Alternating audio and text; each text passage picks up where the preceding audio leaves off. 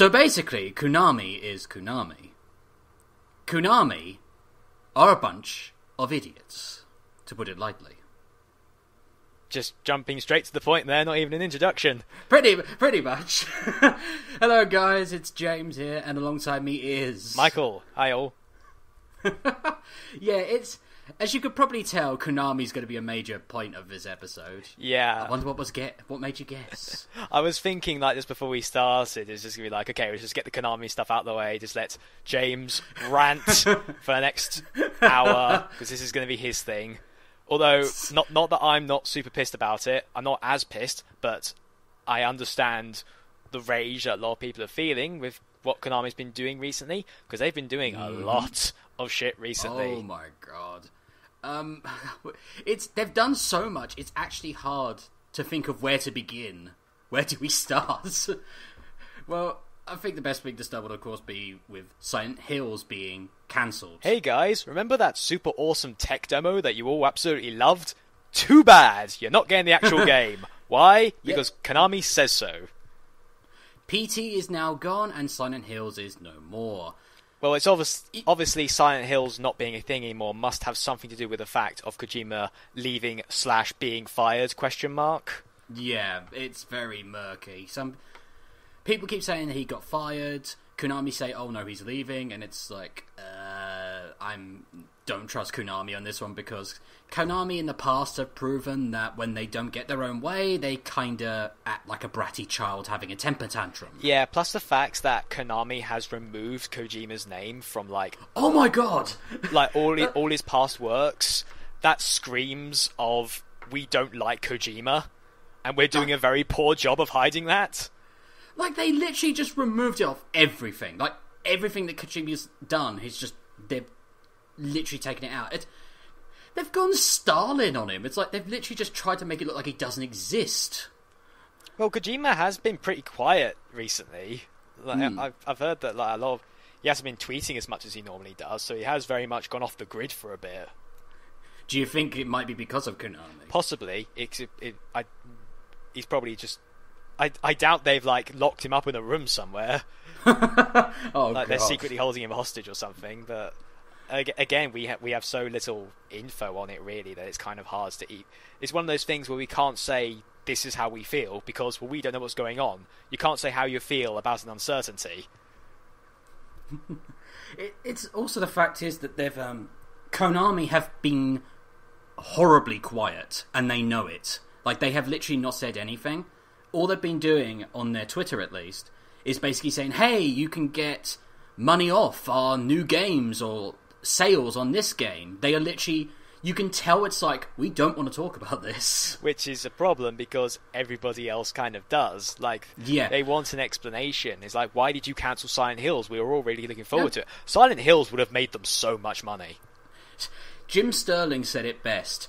Only Konami could have the creative minds of Guillermo del Toro, Hideo Kojima, Norman Reedus, and the Silent Hill brand, and fuck it up. Yeah, it's you had the makings of something that could have been amazing, and you fucked up. How could you do that? Because Konami is Konami. It's I'm now just remembering that one episode of The Simpsons where Homer fills in for Smithers, and he keeps trying to make Mr. Burns breakfast, but everything keeps setting on fire. So he just pours Mr. Burns a bowl of cereal, and that sets on fire. That's literally what's happened here. That's Konami in a nutshell. They set the bowl of cereal on fire. That's the analogy. But it's so depressing because it's they could have made a Silent Hill game that was as good as Silent Hill 2. Since Silent Hill 2 and 3. 3 was... Many people actually thought it was okay. I was a bit on the fence of it. Silent Hill 2 was amazing. And then you had Silent Hill The Room, which was meh. And then you had... I think it was Downpour next, or if it wasn't, there was... stuff in between, or I can't remember. There was Shattered Memories. The running theme is it hasn't been going very well for Silent Hill. No, it's been very quiet, and this was very much set to be a quote unquote revival, I guess. Because obviously the demo was originally called PT, and everyone played it and was like, what the fuck is this? And then at the end it's Silent Hills. And everyone went, oh my god! Kojima's making so Silent Hill! We might actually be getting a good Silent Hill after a while. That's sort of the thing that's the sort of thing that confuses me. Surely Konami, as a company, as a business, would want to make money. This would have made money. So much money. Here's the problem, though. I definitely agree with you, but there's a podcast I love to watch with Jim Sterling that's on it called The Pogquisition. And they talked about Konami in the latest one. It turns out Konami isn't just doing games development. They have their hands in a lot of other areas, including making bottled water. Huh. Yeah, that's my reaction. Huh. That's got to be a Japan-only thing. Because I've not seen Konami-branded water over here. Oh, yeah. It's Japan only. They also make slot machines as well. Oh, yeah, I've heard about that. So basically, by the looks of it, they just don't really care about games development anymore. I have been hearing talks that maybe Konami's going to stop making games. Either that, or they'll just shill out their games to other developers. At this point, though, that's probably for the best. Because Silent Hill's not going anywhere. Metal Gear... Depends on who they give it to. Metal Gear Solid is becoming a shell of its former self. Oh my god. Because again, Kojima wanted to end the franchise 5 games ago? Yeah, pretty much. And the entire fanbase went, no! You can't stop making Metal Gear games, Kojima! Yep, he wanted to end it ages ago, and Konami also didn't want it to end because money. Yeah, money. Money. The thing is, Konami used to be quite good with their stuff. Like, hell, I remember that when they wanted to make the Silent Hill movies, Konami actually did have a fair amount of control over that movie. And in the end, it wasn't a terrible movie. It wasn't great by any stretch of the imagination. See, whenever somebody says it wasn't terrible, it's usually immediately followed by, it wasn't great. It wasn't great. Yeah, don't get me wrong, it wasn't good, but it certainly wasn't like Super Mario Brothers bad. I don't know, Super Mario Brothers has got to the point where it has that very weird charm to it. It's one of those that's entertaining to watch. As the years have gone on, you get to the point where it's like, you know what, it's bad, but it's kind of enjoyable. It's fun. You know what's actually kind of bad, and this might get people annoyed. I actually rather would watch Super Mario Brothers the movie than Prince of Persia. Really? Really. Because I actually thought... Because here's the thing, at least Super Mario Brothers has an excuse for its stupidity. And there goes the integrity I had as a game journalist. Woohoo! Yay! But it's just depressing, man. It's just probably the bit that's like Konami cancelling Silent Hills is bad enough. In fact, just want to go off a quick personal story here. I do freelance work, obviously. I've probably mentioned that millions of times already. But one morning I woke up and I saw the story that Silent Hill's been cancelled, but Konami said that it's been cancelled, but not really. They sort of said like they wanted. I remember this. Konami at one point said that they weren't cancelling Silent Hills. It's just that they were going to take it in a different direction, one that obviously would not have had Kojima involved. So I wrote up an article basically saying what they said. I wrote up a thing saying, "Okay, guys, I know you're upset, but let's all keep calm here because there is a chance that Silent Hills isn't completely dead. There's a chance we will still get the game. It's only mostly dead." There's a difference between mostly dead and all dead. And all dead. But I wrote up the thing, and then the sites that I wrote it for, they published it seconds after that article got published. Konami released a statement saying, "Yeah, no, it's been cancelled." You see, they were waiting for you, Michael. That's what I'm the most angry about. I don't care that Silent Hills got cancelled. I care about the fact that I wrote up an article saying that it hadn't, and then Konami made it completely null and void seconds after it going up. I spent all morning writing that, and I'm super pissed. Fuck you, Konami. You have something else that's in common with Jim Sterling. Jim Sterling had exactly the same thing with the Steam mod support. Yeah. He did that Jimquisition, and then literally a few hours later, they cancelled the damn thing. It's like, oh, I'll do another one on Konami now. Yeah. But, Konami. But probably the worst thing that... I don't know, but this is the worst thing to me. It's not so much the fact that Konami cancelled Silent Hills, but then they removed the tech demo off the PlayStation Store. And not only that, not only have they completely removed it, so anybody who hasn't downloaded it cannot download it. If you've got PT already, don't delete it. For the love of God, do not delete it, because if you do, or for whatever reason, it gets wiped from your memory, you can't re-download it. Doesn't matter that it's on your account, you can't get it back. And it's still on my PS4. It's staying there. It baffles me to why they would do that. It's like, just leave it there. It might tie in more to the Hideo Kojima thing. Probably. Again, there's no... I say there's no evidence for it, but Konami's actions is beginning to obviously mount up the evidence in the "we hate Kojima" pile. Yeah, the way they just keep on making it look like he doesn't exist, removing his name from everything, just making it look like he's a complete non-entity. That's pretty bad. And that's pretty bad. And it's a big mistake on Konami's part, because Hideo Kojima is one of the most popular game developers on the planet. The internet loves him, and the last thing you want to do is say that you hate somebody that the internet respects and adores. Because the last thing you want is the internet coming for you. And I know some people like to say, oh, it's just the internet, what are they going to do? The internet will break you. As demonstrated recently by Joss Whedon deleting his Twitter account because the internet would not leave him alone. Oh, fucking hell, that bullshit. Yeah, I kind of didn't want to bring... We'll come on to that. I didn't want to bring it up, but it was the best analogy I had. We'll probably come on to that one later, I think. Yeah. But, yeah, it's basically Konami... Like, Hideo Kojima is an auteur. Like, he's basically an auteur in the games industry, and we have very few of those. Like, the only other one we really have who's big is David Cage, and the less of him, he doesn't the better. Count. He's not an auteur. He's a 7-year-old drawing crayon drawings that he was sticking in the fridge. You can't put Kojima next to David Cage and say, like, oh, these two are very similar, because they're not. You know, I mean, yes, Kojima is the man that brought us a character that controlled bees. And...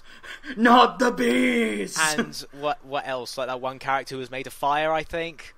And that one scene where the Russian guy grabbed he grabbed Snake's balls and was like, you're Solid Snake. I know this because you don't have the exact same balls as my boyfriend. Or something. They did that for all the games. They did that in Metal Gear Solid 2 as well. The president grabs your balls. Yeah, but Kojima brought us all that. But you know what? At least that's silly. But it's meant to be.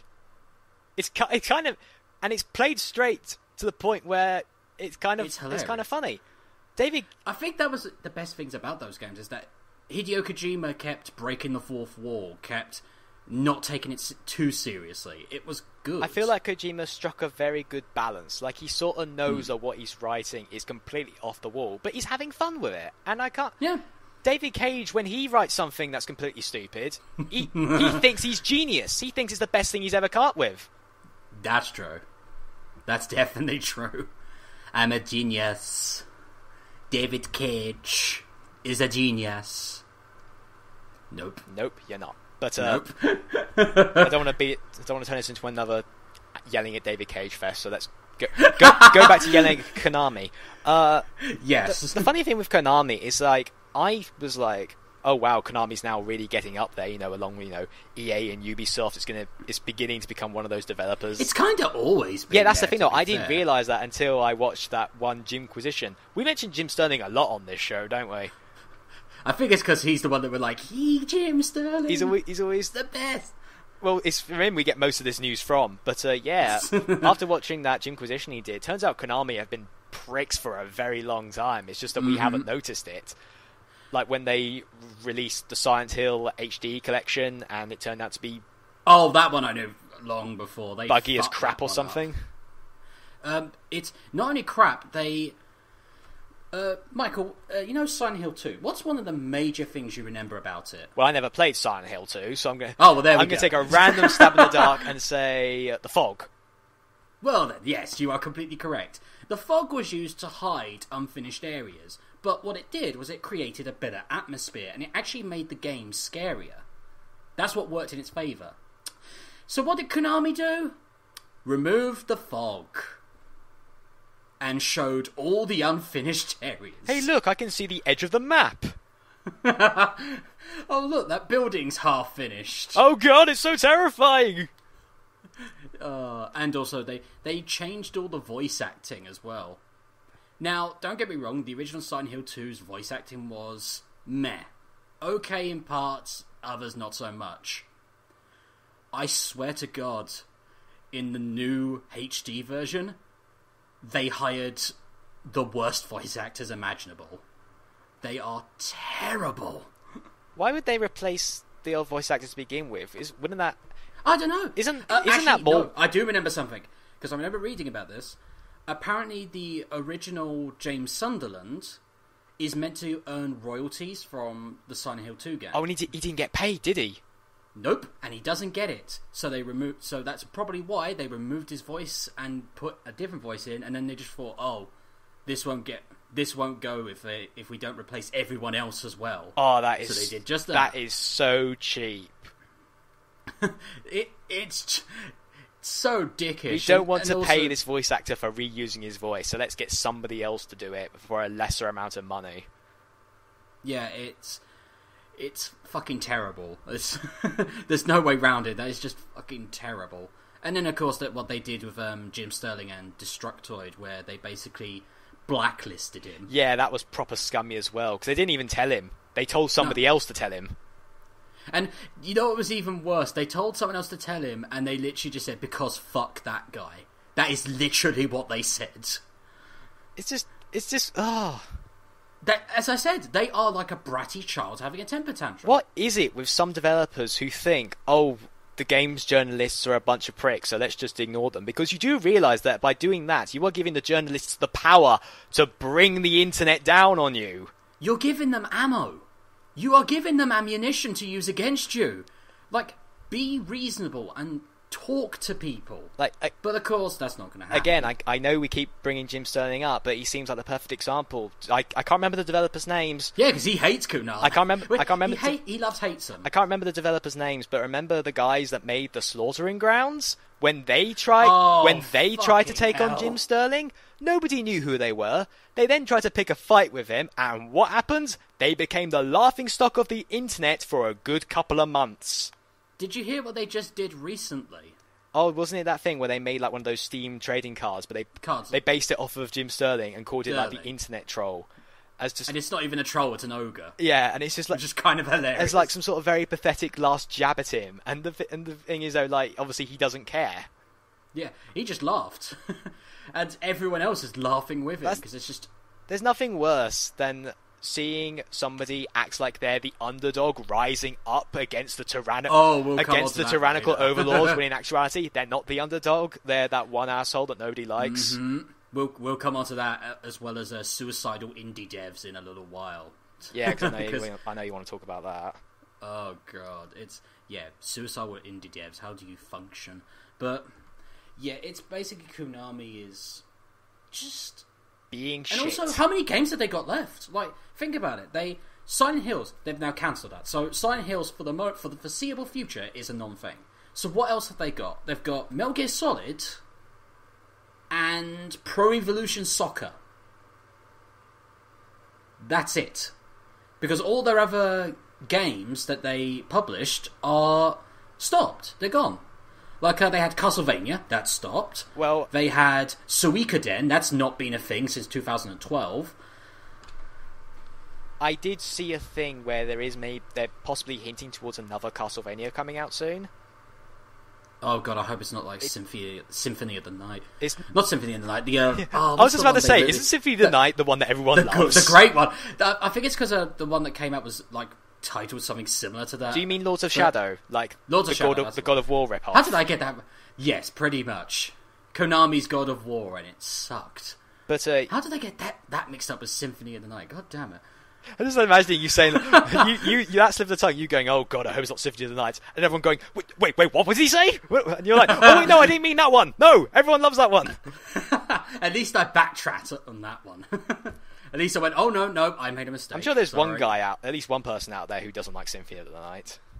Oh, probably. But yeah, but again, that's purely a rumor, and for all we know, it might not end up being a Castlevania game. It could just be God of War again. It could just be generic vampire new franchise thingy or something. But God. yeah, when it comes down to their franchises, what they have is essentially Metal Gear Solid, and that's it. And Pro Evolution Soccer, which has been losing to FIFA. For let's be honest. Like FIFA's, I don't follow that sort of thing, but neither do I. I played it years ago. I have some friends that play like the sports games, and usually in every year it's always a new FIFA. I've never seen them touch it. It's boring as shit. I've never seen them touch a PES game. I haven't seen anyone play a PES game since literally like 2000, like round about that time. It's about 10 years ago now. What exactly does PES do to differentiate it from FIFA? Because they both look Not much. They look like the exact same game to me. It's because they were both touted and people took sides, but for a while now PES has like not been talked about as much, so FIFA obviously has the field. It's a very realistic looking field. Ooh. Ooh. Realistic grass textures. That's all we've got. Shitty game design overall. Ooh. That should just be the box art, just grass. None of the players, none of the football players, just grass. Will still be better than Football Manager Simulator. I don't get how people can play that game, seriously. Well, some people find that engaging and fun, so who are we to judge? True. Me looking snobby. How can people play that game? Yeah, don't become a GameStop. Don't become one of those guys that's sort of like, you played that game? Oh my god! Unless the game in question is Sonic Boom, then you can. Oh my god! Yeah, just Konami are baffling. I think that's the big thing we come with at the moment. It's a completely baffling thing, and Konami's not helping.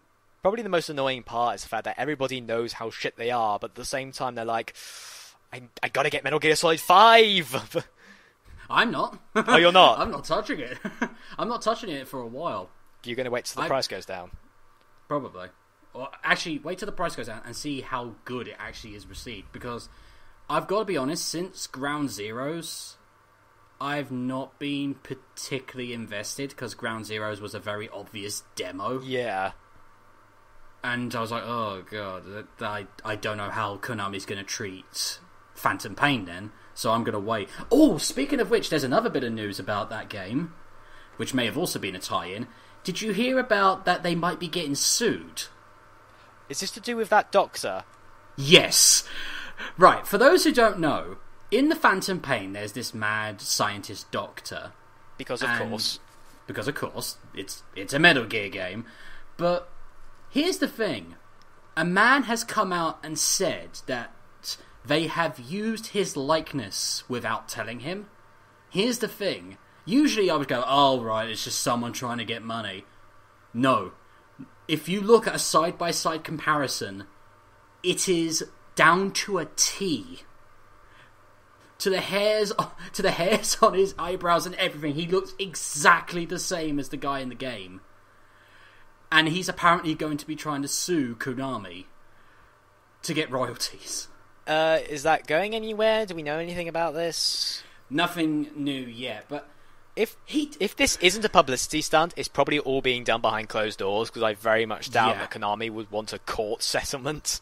Oh my god, especially after what's been going on. Yeah, that's the last bit of publicity that they need, them being taken to court. They'll probably settle it out of court when nobody hears about it. The thing is, that wouldn't surprise me, because as we talked about, the original voice actor for James Sunderland, they cheated him out of royalties, so it wouldn't surprise me if they tried to take someone's likeness without their permission. It seems like such a very bizarre thing to do, though. Why steal the likeness of some random person? Surely if you needed somebody's likeness, why not do it from somebody who was already in the studio? Save you the hassle. Here's the other thing. It's not even just he's a random person. He's also a real scientist. Yeah, he's a real doctor, isn't he? He actually... I think he's trying to do the first head transplant. Yeah, that's what I've heard, I think. And, like, I've got to be honest, though. This is going to sound nasty, and I do apologise, but he does look like a mad scientist. Like, especially there's a photo where he has, like, a head on a plate. And it's like, I'm sitting there going, you're really compounding the stereotype, mate. Well, when your first exposure to somebody is them holding their head on a plate... Head on a plate! You know, if you first met him in the local supermarket where he was just getting groceries, you probably wouldn't think he looks like a mad scientist. No. But then when you see that, it's like, oh my god. Thing is, though, hasn't there been like a rumour that this is just one massive PR stunt? Yes, that has been rumoured that's what they're trying to do. That was just a rumour, which wouldn't surprise me considering how much of a troll Kojima is. Oh yeah, he is massively a troll. Because if there is one thing he loves, it's dicking with the internet.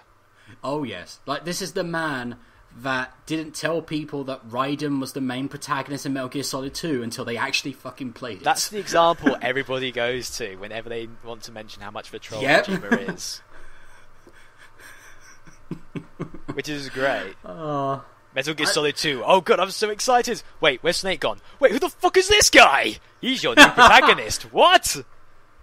Don't worry, he becomes a cyborg ninja samurai thing in like 10 years. I was about to say, that's the thing. Like everyone hated him in Metal Gear Solid 2, and then Metal Gear Solid 4 happened when he became a badass ninja, and then everyone loved him all of a sudden. See, my only exposure to Raiden is with Revengeance, and I'm going to be honest, I liked him in that game.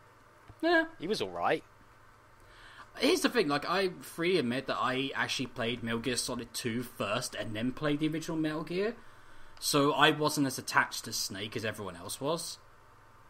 I didn't particularly like Raiden, but I didn't think it was terrible. I thought it was a little bit whingy for my taste. Yeah, I've heard that's like the biggest complaint, because nobody likes a whingy protagonist.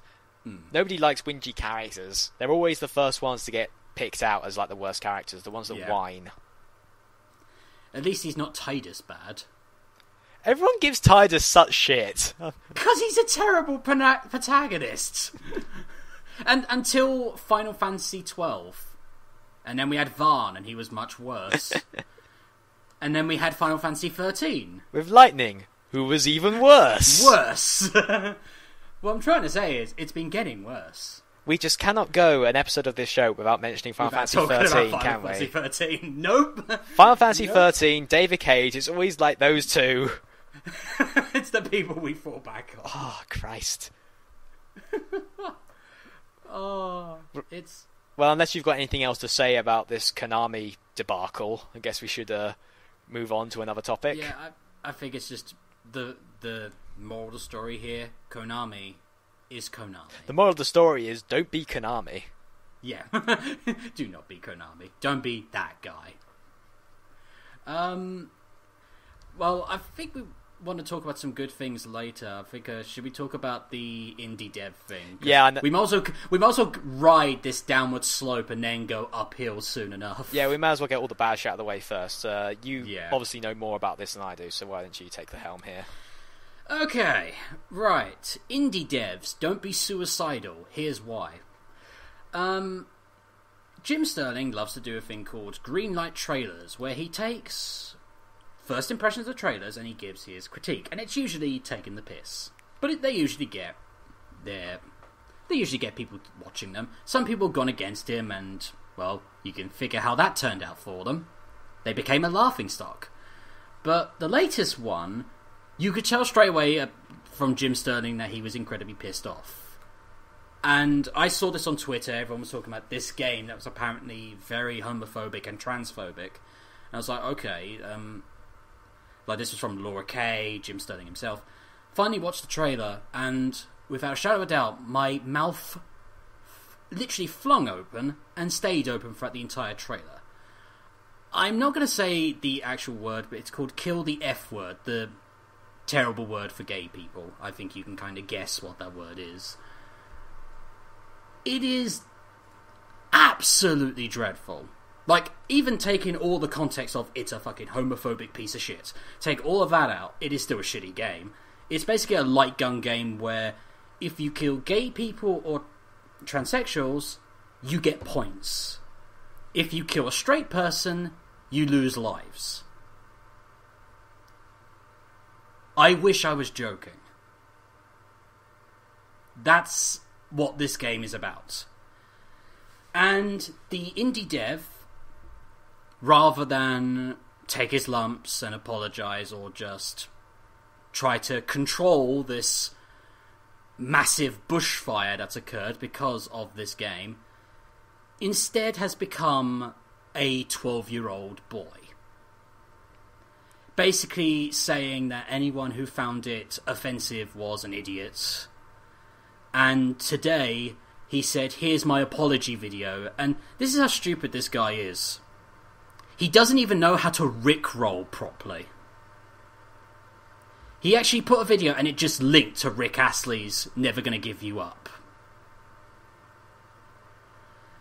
And it turns out this game was like a little mini game for his thing called The Shelter, a survival story.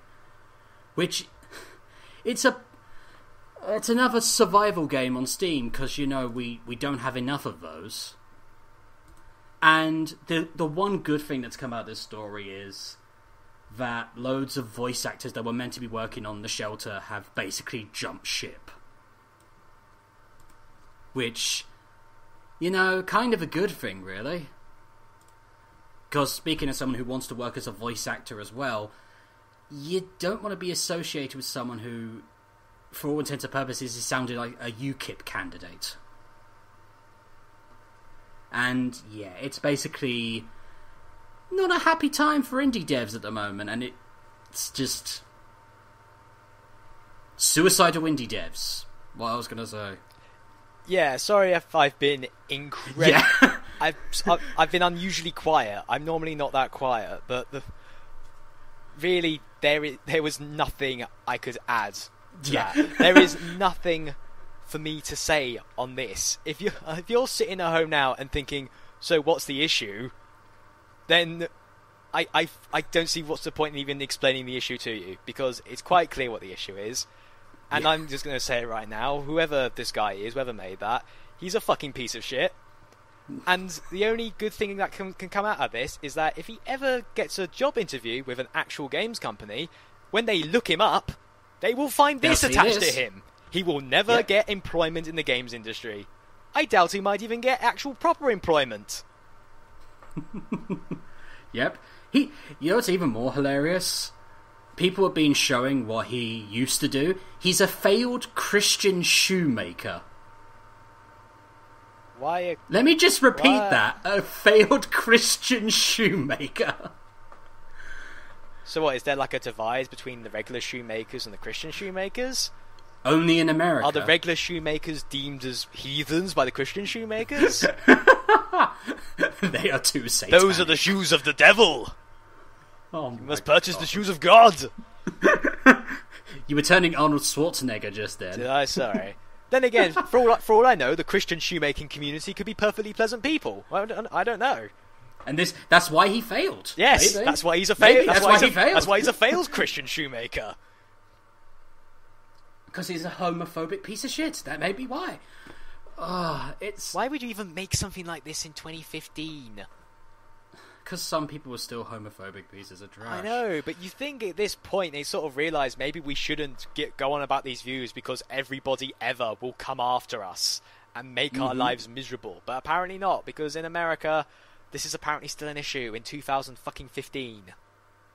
And here's the thing as well, that people keep trying to defend him, and he keeps using this rhetoric as well, that, oh, this is free speech, I'm allowed to say this. It's like, no, you're not. Not when it's hate speech. Well, you know what? When it's hate speech, no, you're not. You know what? It's like I have the right to say what I want. That's true.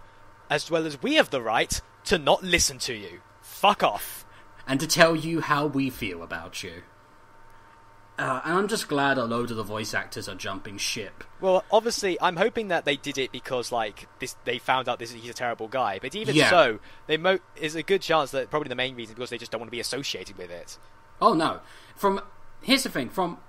I've looked at some of the Twitter profiles of the voice actors who said they've quit, and they do sound genuine. Especially one of them who said, like, I've been an LGBT. She was an LGBT. She started up events for people. She was an events manager and all this sort. And she was horrified when she found out. And she's been heavily criticising him all the time now. Good. Yeah, it's a good thing. And, yeah, it's just basically been one massive clusterfuck. And I just can't believe it. And it is pretty much... He's basically the UKIP of video games development. His name will flutter around for a while, but then he'll just vanish into the ether. And die. His name will be forever forgotten unless he tries to pull this shit again. Probably. You know what's really sad? He said he's going to be making another game that's going to be just as bad as that. Yeah, it gets to the point where you know what it is? He's one of those people who's like, he's been told, you're a terrible human being. And he's like, oh, lol, criticism, lol, I'm just going to keep adding fuels to fire because fuck you guys. Yep. Fuck the haters. I hope God it does exist. So when you go up to meet him, he'll just look at you, just say, what the fuck, bro? And just cast you into the fire and brimstone because that's where you belong. Yep. Yeah, sorry for bringing the mood down, but I think that needed... Basically... the company that made this is called Skaldic Games, and the game. You mean it's a company? It's not just one guy. It's an indie company. It's not like it's an indie developer. Don't worry. It's not like I know, but you're saying that more than one person agrees to work on this. Yes. For fuck's sake. It's called Skaldic Games, and the game they're making, which apparently this was a mini game for. It's called The Shelter, a survival story. And here's the thing, they're trying to say, oh yeah, this is going against the rules of the traditional game development. We're going against the video game industry. So what are you making? Oh, we're making another survival game on Steam. Because, we don't have enough of those. Again, it's suicidal indie devs. Like, indie devs that think, oh, I'm just an indie developer, I'm going to be fine. It's like, no! You're going to be held accountable just as much as any other game developer. If you're going to try and pull this shit...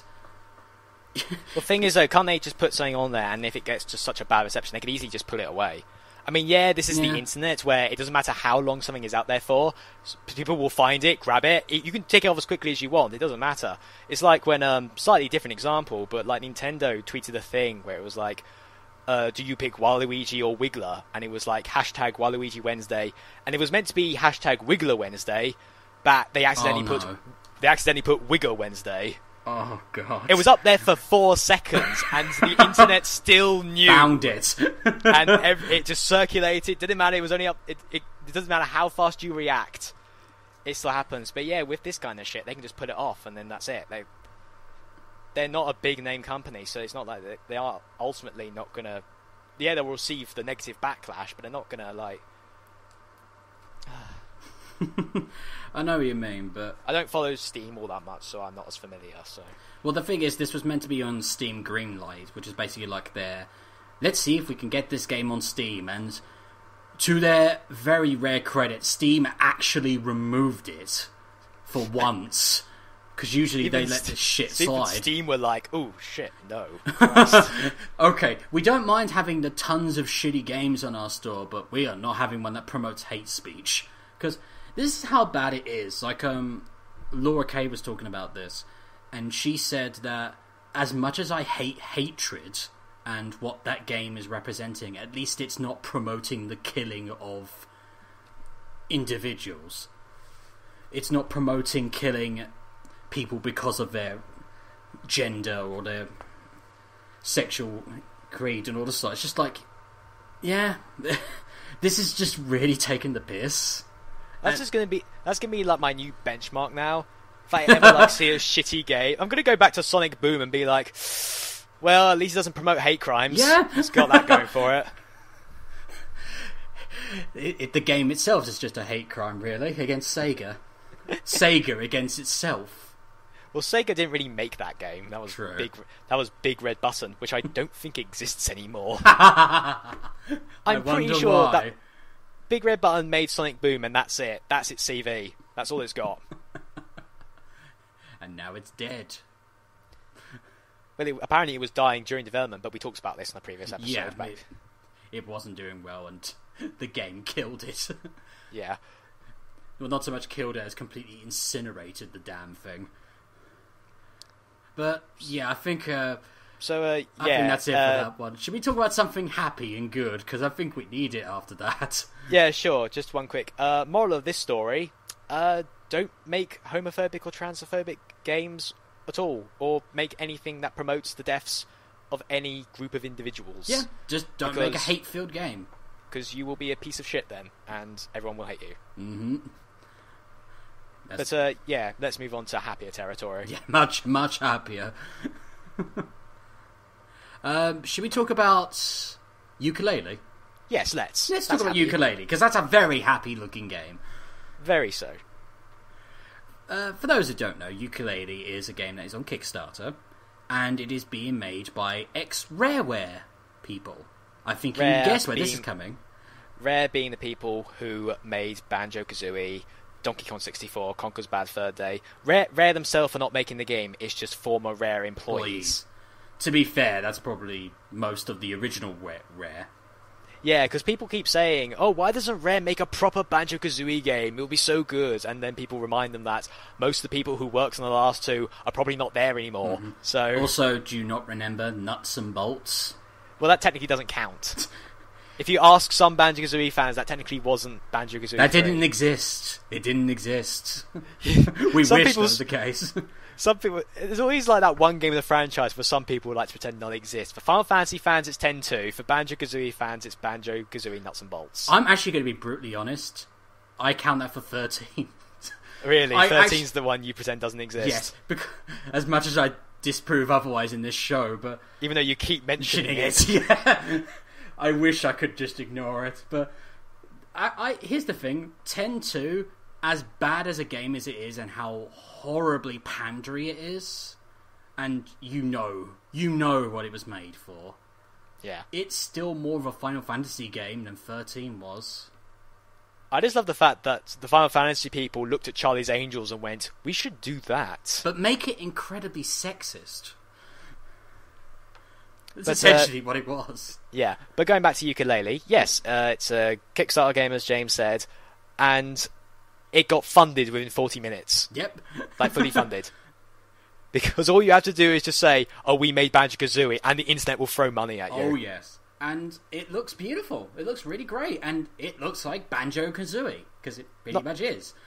Yeah, before I get into all the other stuff, I just have to say, Ukulele is essentially Banjo-Kazooie by another name. And I don't just mean, like, oh, it's the same kind of style of game. I mean, just look at every aspect of it. The name, Ukulele, Banjo-Kazooie. Oh, the characters are named after instruments. Because the two main characters are a chameleon named Yuka and a bat named Laylee. And it's like, Laylee rides on Yuka's back, just like how Kazooie rode on Banjo's backpack. It's got the same font. If I see fucking puzzle pieces with eyes running around in this game, or like, that's what will probably happen. It's essentially, and I know this sounds like I'm complaining, but it's not so much as a complaint, but I'm just saying ukulele is... Don't go around saying ukulele is the most innovative, original thing you've ever seen, because it's not. It's Banjo-Kazooie with a different coat of paint. What it is, it's basically just... People want Banjo and Kazooie again. Rare's not doing that because Microsoft probably won't let them. So, what are we going to do? Oh, we'll make it on Kickstarter, where we know that people will give us money.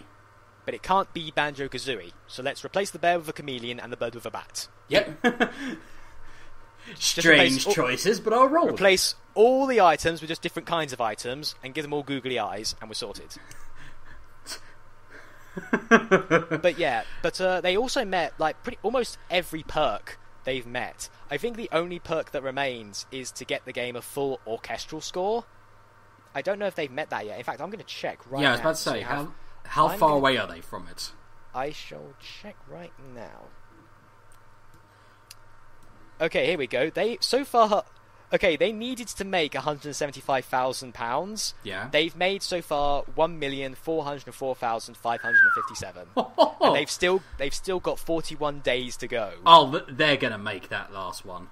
And how much do they need? They need £1,500,000 for a full orchestral score. And I hope it makes that, because I love orchestral scores. They got 41 days. I think they can make that. Yeah, I was hoping. As for like the stretch goals, I'm just going to run through them just to see what we're getting as a result of people giving them this money. First off, the PC, Mac, and Linux release will be day one. Mm-hmm. So PC users, you're lucky. The game will come out day one for that. Woohoo! A unique epic boss battle on every level, plus awesome boss tunes from David, Grant, and Steve, which are obviously the composers. David Wise, Grant Kirkhope, I believe his name is, and I forget the last one's name. Steve Burke, here's his name. Yay! There we go. Yeah, they've all worked on previous Rare games and giving the music. So, nice.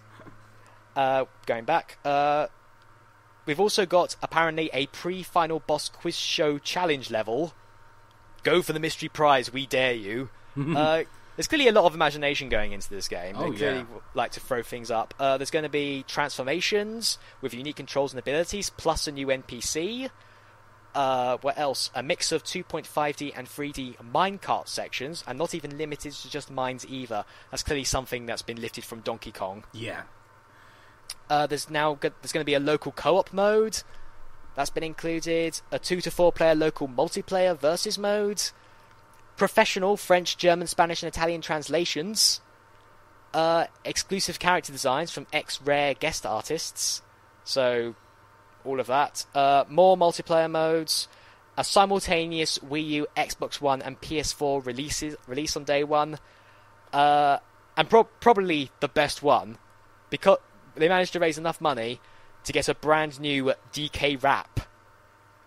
Oh my! It's going to be called the GK rap. It's going to be written by Grant Kirkhope, but it's going to have a video as well. Oh, and that also comes with an N64 shader mode, which I'm guessing will make the graphics look like an N64 game. Just in case you weren't aware, they're really playing the retro aspect of this. I'm happy for that. Also, I swear they've talked about that they'll actually give you ukulele on like an N64 like cartridge. I think that's one of the things you get for pledging a certain amount of money. Yeah. I don't think it's like a working N64 No. cartridge. They said it wasn't. It's just that. Oh my god! Could you imagine someone trying to do that? That the game would melt the system. The N64 would just be melting in the corner. If you pledged over £340, you would get a retro-themed physical package complete with classic box, signed manual, and an exclusive ukulele N64 cartridge with built-in 64GB flash drive. Also includes a digital copy of the final game, CD soundtrack, and art book. Those have all gone, by the way, so don't bother pledging £340. If you didn't guess already, this is basically Banjo and Kazooie. It is. I'm happy for that. It's great. I'm happy for it too, because I never properly played Banjo-Kazooie as a kid. So Microsoft's not allowing it to make anymore. We have to make it our bloody selves. Yeah, I never got to properly play Banjo-Kazooie as a kid, so this is sort of like a way for me to make up for it. I actually, could be honest, I didn't play Banjo-Kazooie. I played Conker's Bad Fur Day. Yeah. And I love that game. And then someone said, oh yeah, you can get it on Xbox 360. And I watched a video, and I was like, they removed all the swearing. Yeah, they remade it for the not for the 360, but I think for the Xbox. And Xbox, yeah, one of the two. And they basically just made it toothless. They removed all of it. They censored it, despite the fact that it was meant to be crude. Yeah, they basically missed the point by 100 miles. I kind of find that funny. It's like, okay, we've got to remove the swearing. Well, you do realise there's a whole boss fight involving poo. Well, that can stay in. That was it stayed in, but they still removed all the swearing. They just changed the... Did they? For Christ's sake. They censored it. They changed... That's what I mean. They censored everything. Oh, it's ridiculous. It's why I honestly say get a cheap N64. You'll find the N64 and play the buy original. that version, because trust me, it's the better version. Actually, I think you can't do that anymore unless you get a certain TV, because N64s don't work on flat screens anymore. They only work on boxed. Yeah, that would explain why I probably can't get my N64 to work on my TV. Same here.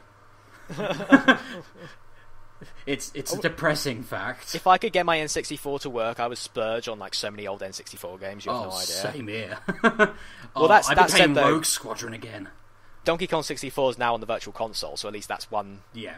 That's one I can finally play. I know Donkey Kong 64's got a reputation for like having so many collectibles.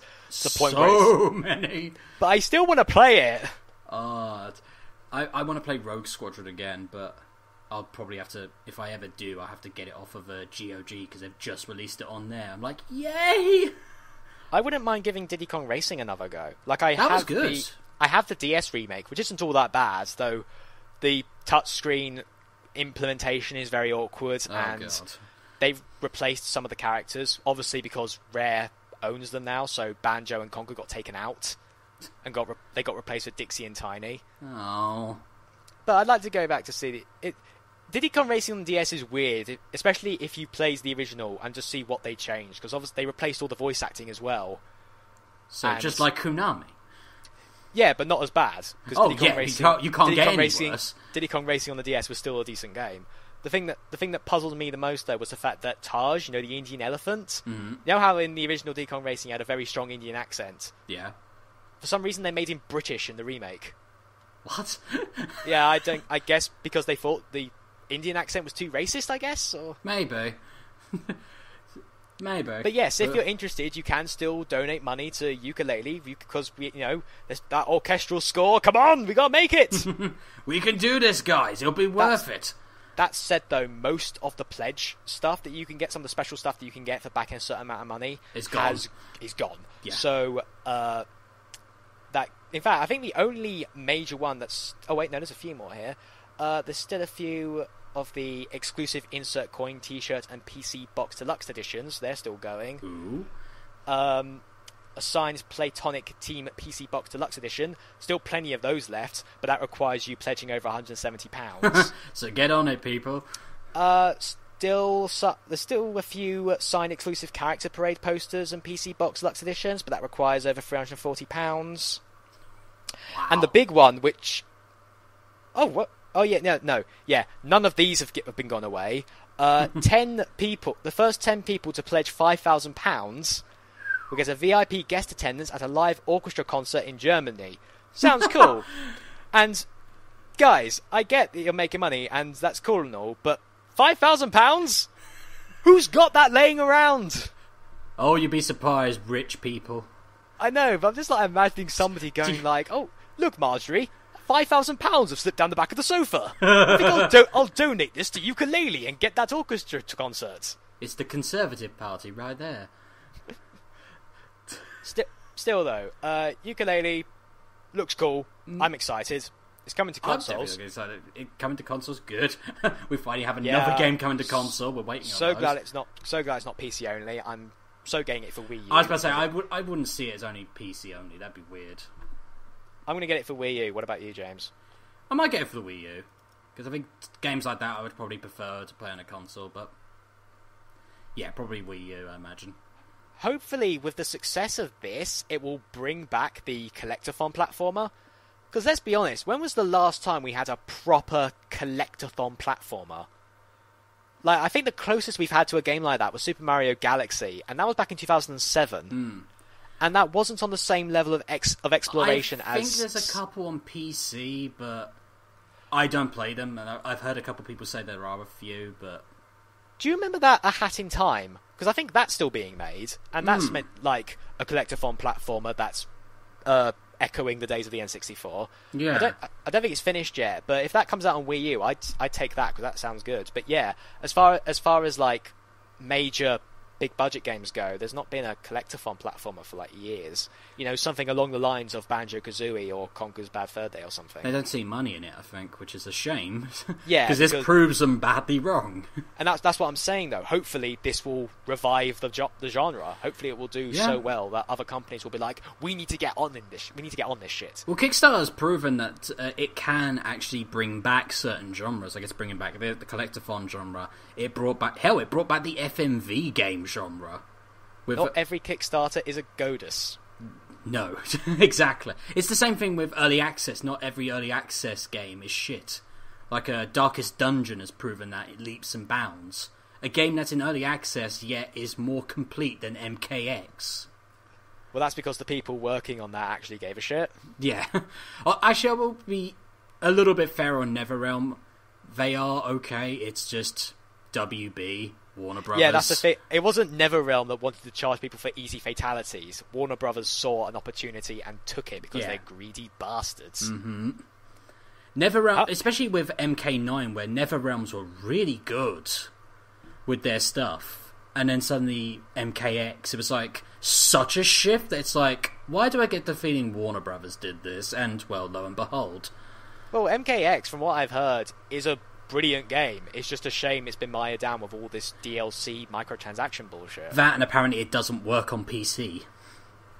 From what I've seen of it, nope, doesn't work on PC. So many stuff is not working.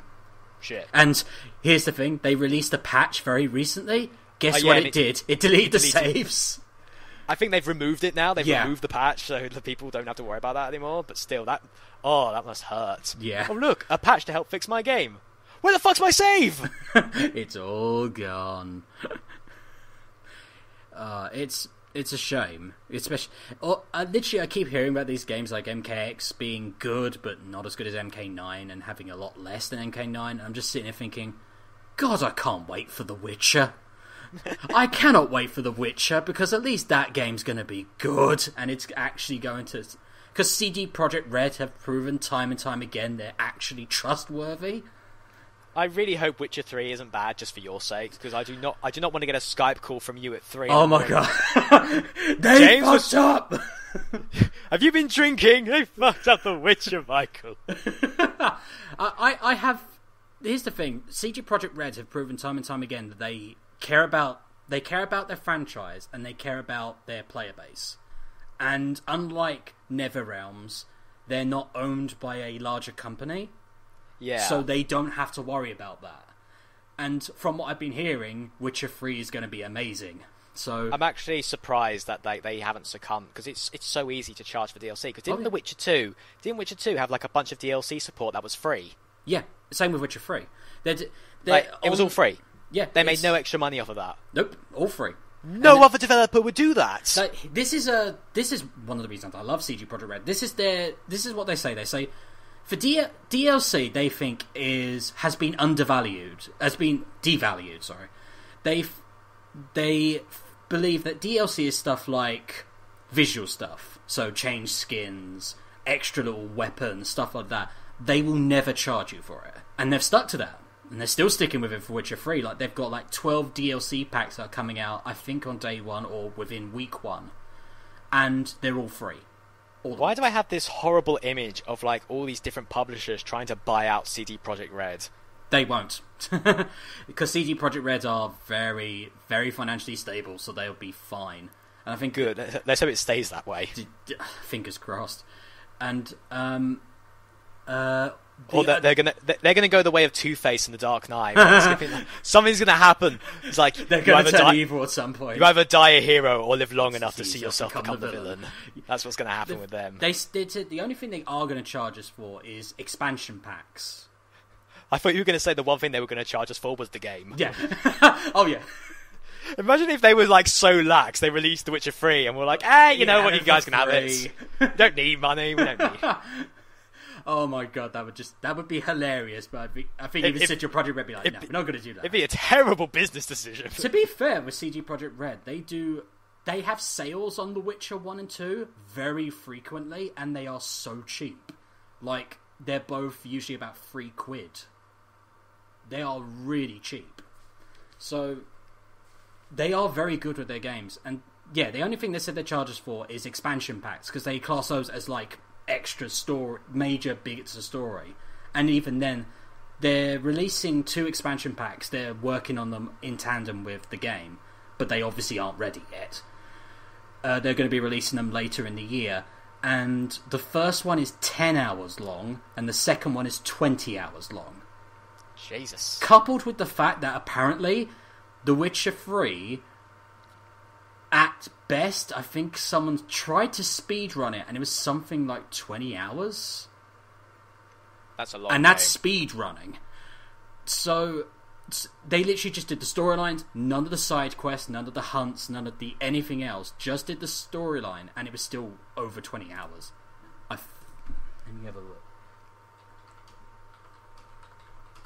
But yeah, basically, it's going to be worth the money. Well, this essentially means don't play any other games.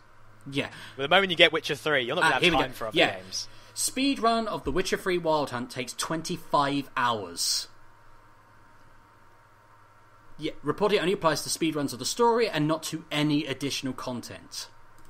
So basically, you're getting money for your buck. Yeah. You're getting what you pay for.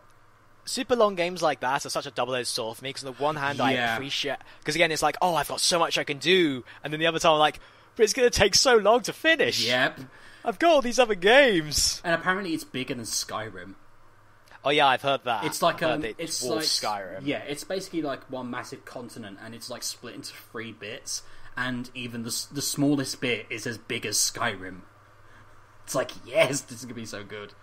Cannot wait. And also they're working on another game called Cyberpunk 2077.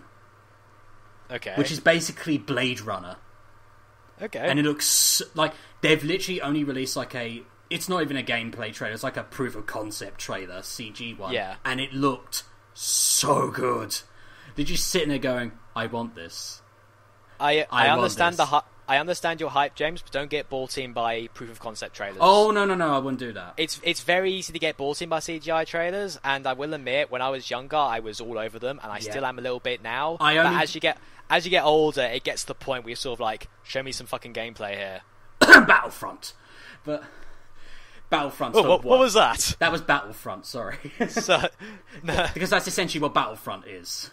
I might come onto that in a moment because Battlefront pissed me off. But yeah, for Cyberpunk, it's so early days. We've only got scraps of information, but it's more I want to hear more because I want to see what they're going with it. But that's good. But it's always it's a good sign when you want to hear more. Yeah, and it's like they've even said like the small bits of information we have so far is like, for example, they're going to be hiring voice actors from all around the world because they want their game world to be huge.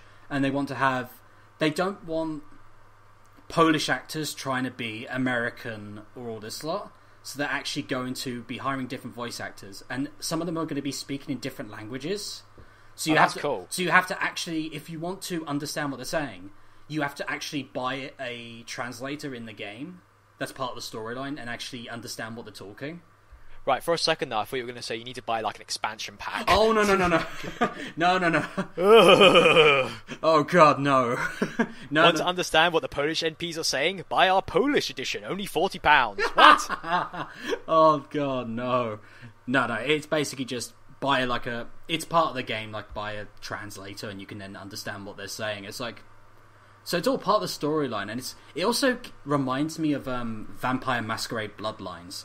Because it's in a similar vein that it's also based on a pen and paper RPG. Oh, okay. So it's going to be really interesting to see where they go with it, especially as I want another Vampire Masquerade Bloodlines, and that's not going to happen now because the people who own it are the guys who make EVE, and they basically killed the damn project. And basically are sitting on the IP so no one else can use it. Why would they make anything else when they've got EVE? I don't know, but they basically said, yeah, we're not going to be making it now, we're just going to be making EVE. And then when people ask them, are you going to give it to anyone else, they don't answer. So it's basically they're just sitting on the project so no one else can use it, which I always found a dickish thing to do. That is essentially, 5-year-olds sitting in the room when they've got a bouncy ball with them that they're not playing with. It's like, you playing with that bouncy ball? No. Well, can I have the bouncy ball then? No. But you're not playing with it. Yeah, I know. So can I have it? No. Mm-hmm. So yeah, that's kind of why I hate Eve and all that lot. Because fuck you guys. You took away something that was amazing, and all the Eve players are now like, oh. Oh. I tried to play Eve once. It was horrible. It's one of those apparently it gets better, but it's a massive learning curve. Total Biscuit said that it's like climbing up the side of a mountain that's full of lava with fire ants all over you. Yeah, and I spikes. Can imagine. I knew a guy who played Eve seriously, and every time I just saw him on it, I'm just looking at the screen going, how the fuck is he following this? I know, it's like... He's played this for 10 hours straight, how can he do that? how does this work? This is too much. No, I can't handle this. I'm just sort of like, this is what my mum must feel when she sees me playing Smash. How does this work? There is nothing more hilarious than like getting very stressed out with Smash Brothers and just like coming down to sort of alleviate your stress to your parents and them just looking at you with like no clue what the fuck you're talking about. Oh yeah, that talk. Whenever you're trying to explain a game and like, oh yeah. Well, to give credit to my mum, she at least gives the impression that she's trying to understand or listen. My dad just goes, "Fuck off, Michael. We don't give a shit." Yeah, my mum's in a similar vein. I'm actually going to see if I can try and convince her, because I keep saying all this stuff. I might show her the opening to Bioshock Infinite. If anything can convince someone who's not a gamer how games are so good, that will show them. And I'm not even a big fan of Bioshock Infinite. I've always had this idea of like a project of forcing my parents to watch the first episode of an anime just to get their reaction. Like, how would they react to the first episode of like the Persona 4 anime or the first episode of Gurren Lagann just to see their reaction? I want to show, like, because again, I want to work as a voice actor. My mum's always like, "Oh yeah, I'll watch everything you do." It's like, but if I watch anime, you haven't watched anime. Yeah. Oh god, if you got anime work, that must... Oh, and she keeps saying, "Oh yeah, I'll watch it." It's like, but you need to watch something first so you can actually get a grip to it. James, promise me now, do not get into hentai. Do not get voice work in hentai. No! Because that's how some guys got started out. It's where Dan Green started. It's where Mike Pollock started. Oh my god. No. But that being said, if you got into like actual anime, it'd be hilarious. Like, "Oh, Mrs. Hall, your son does voice work, doesn't he?" Yes, he does. What's he been in? Animu, I think. Oh, those strange Japanese cartoons. Yeah. It's essentially what... I can't remember if I've told this story on the show yet, but I did actually get my dad to watch the first episode of Full Metal Alchemist Brotherhood. Have I mentioned this? I think you have. Or you might have mentioned it to me when... Yeah, I uni. Might have told you, but I don't know if I've told it on the actual show. Share with the peanut gallery, come on. Okay, at the risk of repeating myself, God help me if I get feedback saying, "Yeah, we've heard this joke." Shit. Yeah, but I got Full Metal Alchemist Brotherhood, the complete series, once for my birthday on DVD, and my dad looked at it and he said, like, "I'll actually watch this," and I'm like, "Really?" And he was like, "Yeah, look, I'll give it a watch," and I'm like, "Really?" I've tried to convince him to watch stuff before, and if it's animated, doesn't matter what it is. It can be 2D animated, 3D animated. My dad will not watch it, no matter how good it is. He refuses to watch anything animated. So the fact he was willing to watch Brotherhood surprised me. Like, I didn't even need to coax him into it or bribe him. So we got round to watching the first episode. It was kind of weird because like the anime opening started playing, and I'm sort of looking over my dad's going, and I'm just sort of thinking to myself, what must be going through his fucking head as he's watching this very anime opening. And we're getting through it, and then eventually, I think around like the 10-minute mark, he turns over me and says, "I don't get it." And I pause the DVD, and I'm ready to explain to him, you know, what the world is like, how alchemy works, whatever. And instead, he just looks at me dead in the eye and says, points to Ed and goes, "Why does he get angry when they call him short?" And I look at him like, I'm thinking to myself, really? That's the bit you don't get? You have just painted a wonderful picture of your dad. Like, no, the alchemy, I get all that, but what the hell? Why does he get so angry about being short? I don't think he got the alchemy, but that was the bit that seemed to confuse him the most. And he's just like, why does he get angry by people calling him short? And I'm like, well, obviously, it's because he doesn't like being called short. And my dad goes, but he is. I know, Dad. That's the joke. Of all the things. And I got so sad. Anyway, we got that was pretty much it. We got to the end of the episode. He still had no clue what the fuck was going on, and I was like, "So do you want to watch the second episode?" And he just went, "No." And I'm like, "Shit." Because I thought if I got Dad into actually getting invested in Brotherhoods, that would have been an achievement, but no. I think my friend said it best. It's like, need to find, if you want to get, this is for everyone in the Peanut Gallery as well, if you want to get your significant other or parents or whoever into anime, find out what they like. Like, for example, my mum likes crime and all this stuff, so I would probably show her something like Monster. Or hell, I've tried to convince her to watch Death Note, because all the twists and turns in that might actually be good enough. Fullmetal Alchemist, I thought would have been a good start as well, because that show is amazing. Yes, it's fucking fantastic, and it also isn't played by. I mean, it does do a couple of the sort of Japanese things, you know, like the weird facial animations, sort of the sweat drops and the sudden fallovers, you know, when they do that. But it's a lot less. Yeah, like I wouldn't recommend trying to get your parents into something like High School of the Fucking Dead or that. Oh, good God, no! Don't show that. Less of that, please. Yeah, but yeah. I'm trying to think. Like, I don't think I wouldn't show Cowboy Bebop first because, don't get me wrong, Cowboy Bebop is a masterpiece, but it's also that's kind of the reason why I wouldn't show it first. Because where do you go from there? Monster I definitely show first because that show is fucking amazing. Just imagining you showing Cowboy Bebop or somebody and them going, wow, that was really good. What should we watch next? Oh no, that's it. We've reached a high note. Can we not watch anything else? Nope, Cowboy Bebop is it. We cannot watch anything else. Oh god, imagine someone tried to show Hellsing Ultimate first. Ugh. I love that show, but goddamn no, don't show that first. I wish I could get into Hellsing, but A, I don't think I could deal with the violence, and also I think Team 4-Star's version has pretty much ruined the show for me.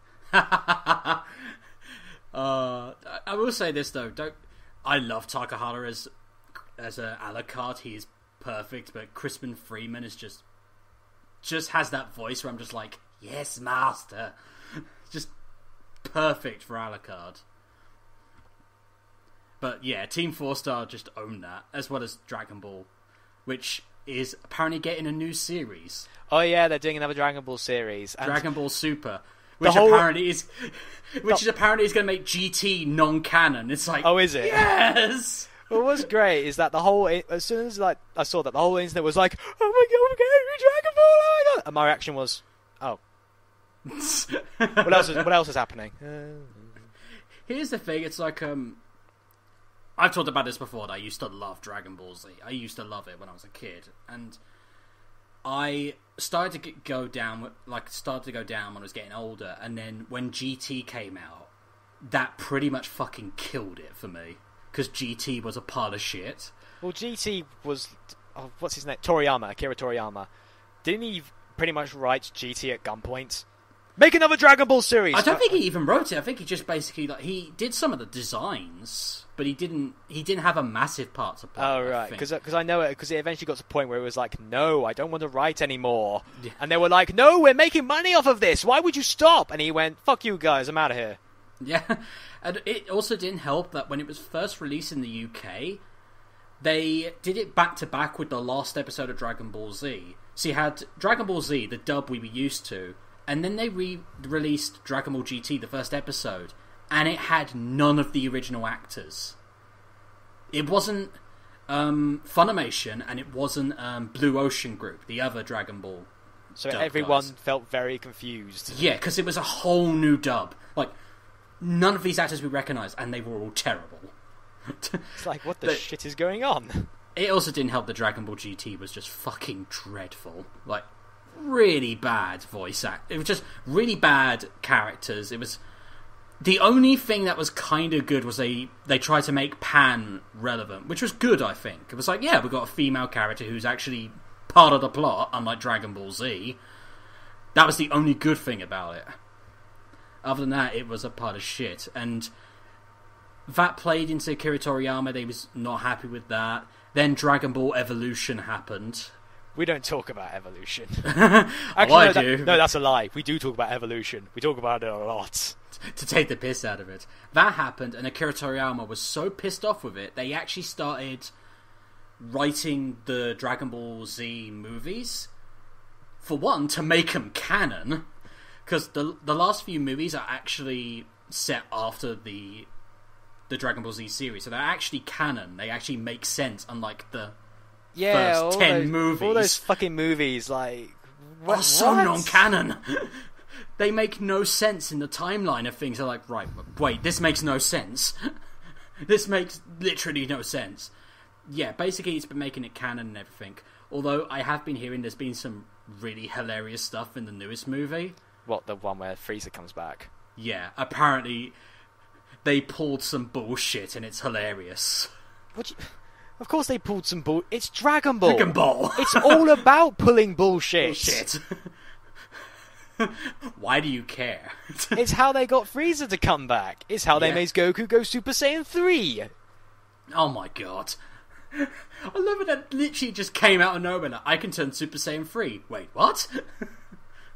Oh, we never saw any inkling of that. The sad thing is, though, as much as I harp on Dragon Ball Z and as much as I don't really like it all that much, the scene where he does go Super Saiyan 3, I actually do kind of like, because just him in the air screaming for 10 minutes while everyone else is going, "Oh my god, Goku, what are you doing?" And the bad guy's just standing there like going, "Ah." Well, there's Majin Buu just going, "Ooh." Well, also the other guy, Bibbidi was his name? Barbady. Bibbidi's his dad. How the fuck do I remember this? One of the two. Bibbidi Barbady Boo. But that is actually what they it's a theme. Which is very common with Akira Toriyama. He loves his puns. Oh, of course he does. It's great. Then again, most Japanese anime guys do that. It's not uncommon. But here's the thing. Teen 4-Star got me back into liking it, but I treat it as like a Michael Bay movie. And what I mean by Michael Bay movie, I mean like when he was actually doing decent, fun, stupid movies like The Rock. It's just something to watch when you want some cheap excitement. Yeah. It's not good. It's not profound. It has no fucking message. Oh, it's God just... fucking no. No, it is basically just to have fun. There is nothing wrong with liking Dragon Ball Z, but do not come to me telling me it is the greatest thing ever and I should love it because it's like so meaningful and deep. It is not deep. It's really not. Evangelion is deeper than Dragon Ball Z, and I call bullshit on Evangelion being deep. Which I still need to show you End of Evangelion to see it. Just to see it fuck with your mind, because I know you, Michael, you will literally go, "What the fuck is this?" We need to have like an Entertainment Zone checklist of all the things that get mentioned like almost like once per episode. Just check them off every time. So we've already got David Cage, we've got Final Fantasy 13, we've got James's hate for Evangelion. Dragon Ball Z. Yeah, it's pretty much a go. I love it, we're just de-evolved into... basically just talking about anything now. Yeah, we've tangented off. What were we talking about? We were talking about ukulele, and then we just went off. We went to ukulele, to CD Projekt Red, then just to anime. Yeah, that's right. CD Projekt Red was the last thing we were talking about, and I can't remember where we were going to go off of that. The other piece of... Should we talk about Avengers? Yeah, alright. That's the other thing. Yeah. Age of Ultron has been released. The UK got it first. Ha! Though surely by the time this comes out, America would have seen it. Oh yeah, they've got it out by now. Yeah. What did you think of it, Michael? It was good. Wasn't great. First Avengers was better. Really? Yeah. What made you like the original Avengers more? Well, I did actually write a brief article on like the bad parts of Age of Ultron, which James, if you wouldn't mind putting in the video description, just sort of linking into it. shameless plug. Yeah, I wrote a thing called the bad parts of Age of Ultron, which James, if you wouldn't mind actually putting the video description, just so people can go see it. Will do. But the reason, to answer your question, the reason why I prefer the first Avengers is because the first Avengers felt like a culmination of everything that came before it. All those films were building up to Avengers, and Avengers was the payoff, and it felt so good. Age of Ultron didn't feel like that. It did not feel like the payoff to all the films that came before that. If anything, it's just another film to put onto the pile of all the Marvel movies you need to watch before we get to Infinity War, which is such a shame because it shouldn't just be more build-up.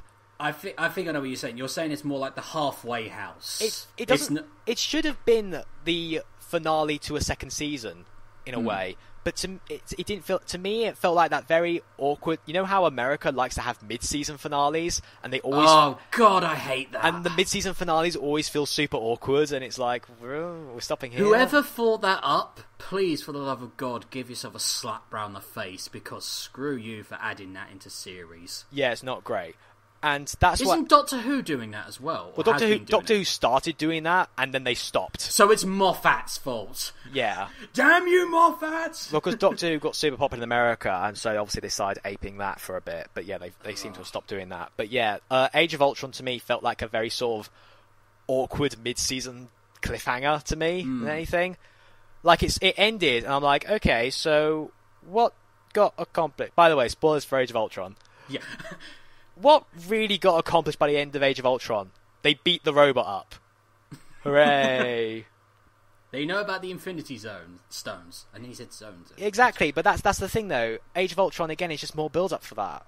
And I've after seeing that, I've now got to the point where I've realised the way Marvel's got its movies planned out, it's beginning to feel like they're no longer going to be their own individual movies anymore. It's all just build up. And then we're going to get to Infinity War, and then that's going to be more build up for whatever's going to come next.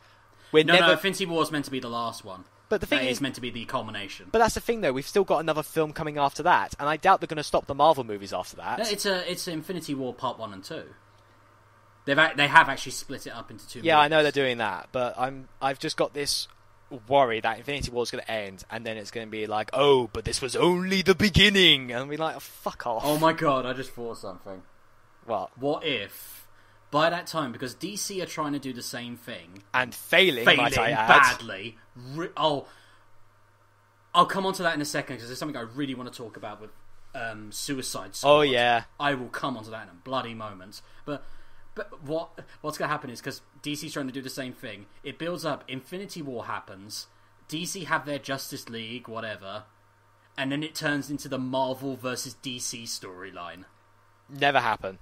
I know it will never happen. Never happen. But it would just be hilarious if it did. It'd be too cool. Oh, I don't know. The comic was kind of shit. But yeah, very, very quickly, short tangent. Suicide Squad. Harley Quinn. What the fuck? Not a fan, James? What was your first clue? It looks so bad. Like, don't get me wrong, the Joker one looked just as terrible, but yeah, and then they got quickly debunked. They were all like, "Oh no, that's not what he's going to look like in the film." God, no, it's a promotional picture. It's a promotional picture for the anniversary. Yeah, bullshit. But yeah, Harley Quinn. You know what it looks like? The Suicide Squad photo. What? They look like a very shitty Halloween photo. We're trying to dress up as our favourite villains. Yeah, I've heard a lot of people saying that they don't look like the characters. They look like people cosplaying as the characters. Yeah. With the exception of Will Smith, I'll give that one. Will Smith looks actually kind of okay as Deadshot, but the thing is though, like I'm probably more of a Marvel guy than the DC, but even so, the thing is that I looked at the DC at that shot and. Yeah. Harley Quinn was the only one I recognised, because I knew that's what they were going for, but the rest of them I didn't recognise. I'm like, who the fuck are these guys? And then one of them's Killer Croc. Yeah, then I looked at the thing and I'm like, oh, that's Killer Croc. What? He looks like one of the Goombas from Super Mario Brothers, the movie. He seriously does. It's horrible. And apparently Captain Boomerang was in that, and I'm like, wait, that was Captain Boomerang? It's still not as bad as the one at the end. The one next to Killer Croc that looks like a really shitty zombie. I can't remember what character that was. Yeah, I can't remember. For one moment, I was like, oh, please tell me that's not Solomon Grundy. They better not fuck up Solomon Grundy. Oh, thank God, it's not Solomon Grundy. Was Grundy even part of the Suicide Squad in the comics? Don't think so. Right. But then again, quite a few... The Joker wasn't part of the Suicide Squad. And you know what? They've been sticking Solomon Grundy in a lot of shit over recent years. It wouldn't surprise me. He was in Batman Arkham City for some reason. For no reason at all. They needed him there because they needed a boss fight, and it couldn't be the Penguin. No. You can't have a boss fight against the Penguin. Batman would beat the shit out of him. Exactly. That's why they put Grundy in there. Yep. But, it's just... Yeah, the Suicide Squad has not been received quite so well. No, and it's just here's the thing: the actress playing Harley Quinn looks fine for Harley Quinn. This is not me disagreeing with casting choice. When I first saw her, I was like, yeah, she looks like she can play Harley Quinn. Yeah, that's the thing, though. We haven't seen any of them act. No, but the problem is the way they're making her look just makes her look like, oh yeah, I'm just going for the Halloween look, and it's like, oh god, no. Like there is if I know it was meant to be, recognise as Harley Quinn. I was like, is that meant to be Harley Quinn? Because apart from the pigtails, that's it. There's nothing to go with the Harley Quinn. They didn't even make her look like from Arkham City or Asylum. It's like there is nothing to show that's Harley Quinn apart from the blonde hair and pigtails. That's it. And it's just... Well, hasn't she got like a bunch of tattoos that are all meant to be like allude to the Joker? Like she's got a pudding tattoo. God. And a Mr. J tattoo. Because, subtlety is not DC's strong point. Yeah. Jesus Christ. The whole damaged thing. Like, my friend Jason Marnoka, who's a voice actor, he said it best. He said, the Joker should not have tattoos like damaged or ha ha ha, because that's too obvious. Yeah. If the Joker has tattoos, it should be something stupid or silly, like I love Metropolis or something like that. I can't even imagine the Joker having tattoos, because the Joker in my head is a very weirdly suave character. Yeah. He wears a fucking purple suit and like a sort of weird cravat thingy. Yeah. Someone has actually done a picture of Jared Leto. They've superimposed like the Joker suit on him, and it looks so good. Like, again, Jared Leto's a great choice. I actually think he'd be really good as the Joker. But, by God, the way they're actually making him look is terrible. The thing is, though, the Joker is a fucking clown. That's what he is. But I think Suicide Squad is trying to sort of paint him as this fucking hard, edgy gangster kind of character. Fucking no. Because it's more realistic. What they're trying to do, go Frank Miller on him. Ugh. Yeah, the Joker, he doesn't laugh in my run because fuck you all. And the thing is, though, it's like if they are... And the thing is that people say, like, well, there's nothing wrong with making the Joker more realistic, because that's what Heath Ledger did in The Dark Knight, and everyone loved him. But Heath Ledger still made him funny! That's the thing people seem to forget. Also, that's the other thing. It's like, if the Joker's already been done realistically, do something else! Go back to making him a fucking cartoon character. The thing was, like, everyone keeps trying to say, oh yeah, Heath Ledger made him more realistic. Yeah, but there was still something comedic about him, and it was also threatening. That's what made Heath Ledger's one so good. And still, I still say it to this day, that my favourite still, from the Arkham games... Mark Hamill. Exactly. Mark Hamill is the king. But I think if it was just up to us, the Joker in every live-action film would just be a literal cartoon voiced by Mark Hamill. Everybody else would be actual live-action, except for the Joker. He'll just be cartoon. It'd be like Zola in Captain America 2, just appears on the computer screen. Yeah. But Mark Hamill's like never voicing him again, so... Oh, that makes me... Oh, I will say this. Troy Baker did a really good... Oh yeah, Troy Baker's great. If Troy Baker's the one that takes over from him and does subsequent voices, I would be okay with that. I'd be fine with that. And here's the thing, Troy Baker was going into a lose-lose situation. Yeah. Because it was either going to be, oh, it's not enough like Mark Hamill, therefore it's not good. Or he's trying to be too much like Mark Hamill, therefore it's not good. It's like, you can't win. He was, in Arkham Origins, he was definitely emulating Mark Hamill there. Yeah. Which I don't think was necessarily a bad thing. No, it was meant to be, because even though many people try and not think, because Arkham Origins was shit. It's sort of what you do when you're taking over for a role. You try to sound similarly enough to the previous voice actor so that kind of like the audience can sort of ease in a bit. Yeah, kind of like the replacement for Mako in in Avatar. Yeah. Because guy sounds like Mako, just a little bit more lighter. Plus, he didn't talk for like 10 episodes, so by the time he did speak, we'd sort of like forgotten what he sounded like. Yeah. Although he did speak a little bit in Tales from Ba Sing Se. Yeah, but that was recorded before Marco passed away. Yeah. Which, beautiful, Marco. That was a tearjerker episode. I might add. But we're going off track again. Tangent again. Real back to the original point. Back to Suicide Squad. Back to Age of Ultron. Yeah, back to Age of Ultron. But still better than Suicide Squad. Well, Suicide Squad hasn't come out yet. Yeah, but for all we know, it could be fantastic. Could be the best. At least Age of Ultron actually looked like a proper movie, not Halloween costumes. But well, to be fair, that's because all the actors involved have been playing the characters for so long now. Yeah, like when we see Chris Evans, we're like, that's Captain America. When we see Robert Downey Jr., that's Iron Man. Mm-hmm. There was something I did really like as well. I liked the twins. Yeah, I like the twins because here's the thing. You know how much I hated the Godzilla movie. Yes. They were husband and wife in that, and I've talked about ages that they were completely boring and unnecessary and were just terrible. And then in this, we're like, oh wow, both of you are fantastic. Okay. So it kind of proves my point that... You're just staring at the screen going, why are you so good here? Yeah. Why weren't you better like this in Godzilla? I wouldn't hate it as much. It's actually kind of funny, like, because if they played husband and wife in Godzilla, but they played brother and sister here, yeah, and people would be like, "Oh, it's a good thing they didn't like hook up or anything, but they're brother and sister because that would never happen." You haven't read the comics, have you?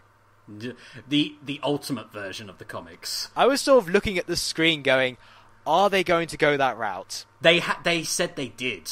And there were some times where they were doing some fusing. Yeah, like, there guys. Was, like when we first saw them, like they were sort of holding hands, looking at each other. I was like, "Oh, I really hope they're not going to go that route." We don't need any more Lannisters. Thank you very much. If you couldn't Game of Thrones reference. If you couldn't guess what we're getting, in case we were a bit too subtle, in the Ultimate Marvel comics, Quicksilver and Scarlet Witch, who were brother and sister, were also in an incestuous relationship because that was apparently a good idea. That was the Ultimate side of things, like Ultimate Spider-Man, Ultimate. Yeah, They fucked up a lot. Yeah, it was. I will say this though: this also affects Agents of S.H.I.E.L.D. as well. It's a shame that they can't use mutants; they have to call them enhanced. Yeah, obviously they couldn't be mutants because X-Men is still owned by Fox. And Fox won't play ball, and it's really fucking annoying. But here's the thing: Hugh Jackman is meant to be leaving soon. Like he's actually saying that his time is nearly up in the X-Men movies. His contract's nearly run out. Oh, shit. But here's the thing. Hugh Jackman has said he wants to be in the Avengers. And Wolverine is meant to be part of the Avengers. Now, here's the thing. We all know it won't happen. No. Let me finish. We all know it. Wolverine's the moneymaker in those movies. We know he's the moneymaker. So what if Hugh Jackman goes, I will sign on for another few X-Men movies if you put me in the Avengers movie and you make a deal with Marvel. If that happens. Because he has the clout. If anyone can do it, it is him. Because Fox know it. They know he's the moneymaker. That's why they changed... They got rid of... Well, they didn't get rid of him, but they changed Bishop and they made Wolverine the one that goes back in the past instead of Bishop. In Days of Future Past, they know he's the moneymaker. They know he's the one who sells this. So if Hugh Jackman goes, okay, I'll sign on, but only if you allow me to be in the Avengers and they are allowed to use mutants and everything, they may have to, unless they have a chance to get rid of him, and then they lose a shit ton of money because people suddenly go, oh, Hugh Jackman's not Wolverine? Oh, I don't care anymore then. Thing is, could happen. If that happens, Marvel will end up like completely rescheduling their films again, because remember when they finally got worked things out with Sony concerning the Spider-Man film rights, they pushed a whole bunch of films back to make room for a Spider-Man movie. Oh god! So the third Spider-Man movie is gonna be shit. If Wolverine gets into the Marvel Cinematic Universe, they will probably push everything back to make a Wolverine movie before he comes into the Avengers. Either that, or they may do something with Fox and just make that the next few X-Men movies related to Marvel. They might be able to get away with that, maybe. No, yeah, well, speculation. That's all. Speculation on our front, but that could happen again if Hugh Jackman, because Hugh Jackman does want to be in the Avengers. If Hugh Jackman... Everybody wants Hugh Jackman to be in the Avengers. Yes!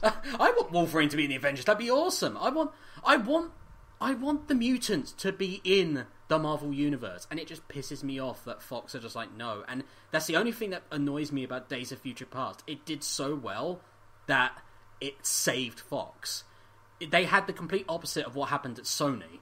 Sony completely messed up Amazing Spider-Man 2, and they kind of had to make a deal at that point.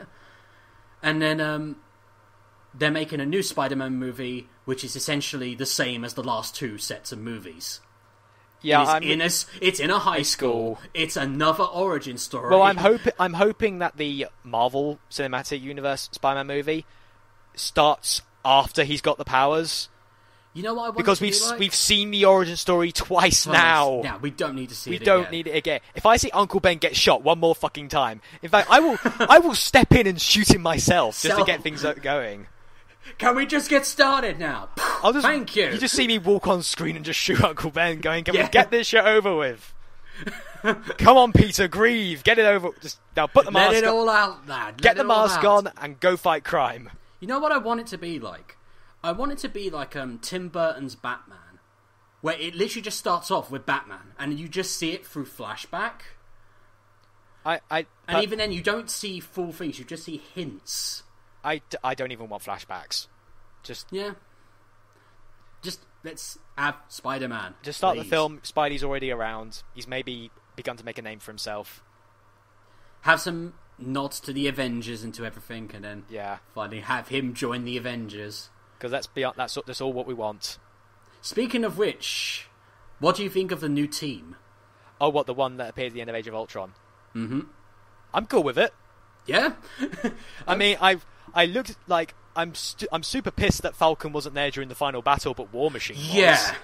Like when War Machine came in during the final battle, I was like, "Oh, cool! Does it mean Falcon's going to show up?" And he never did.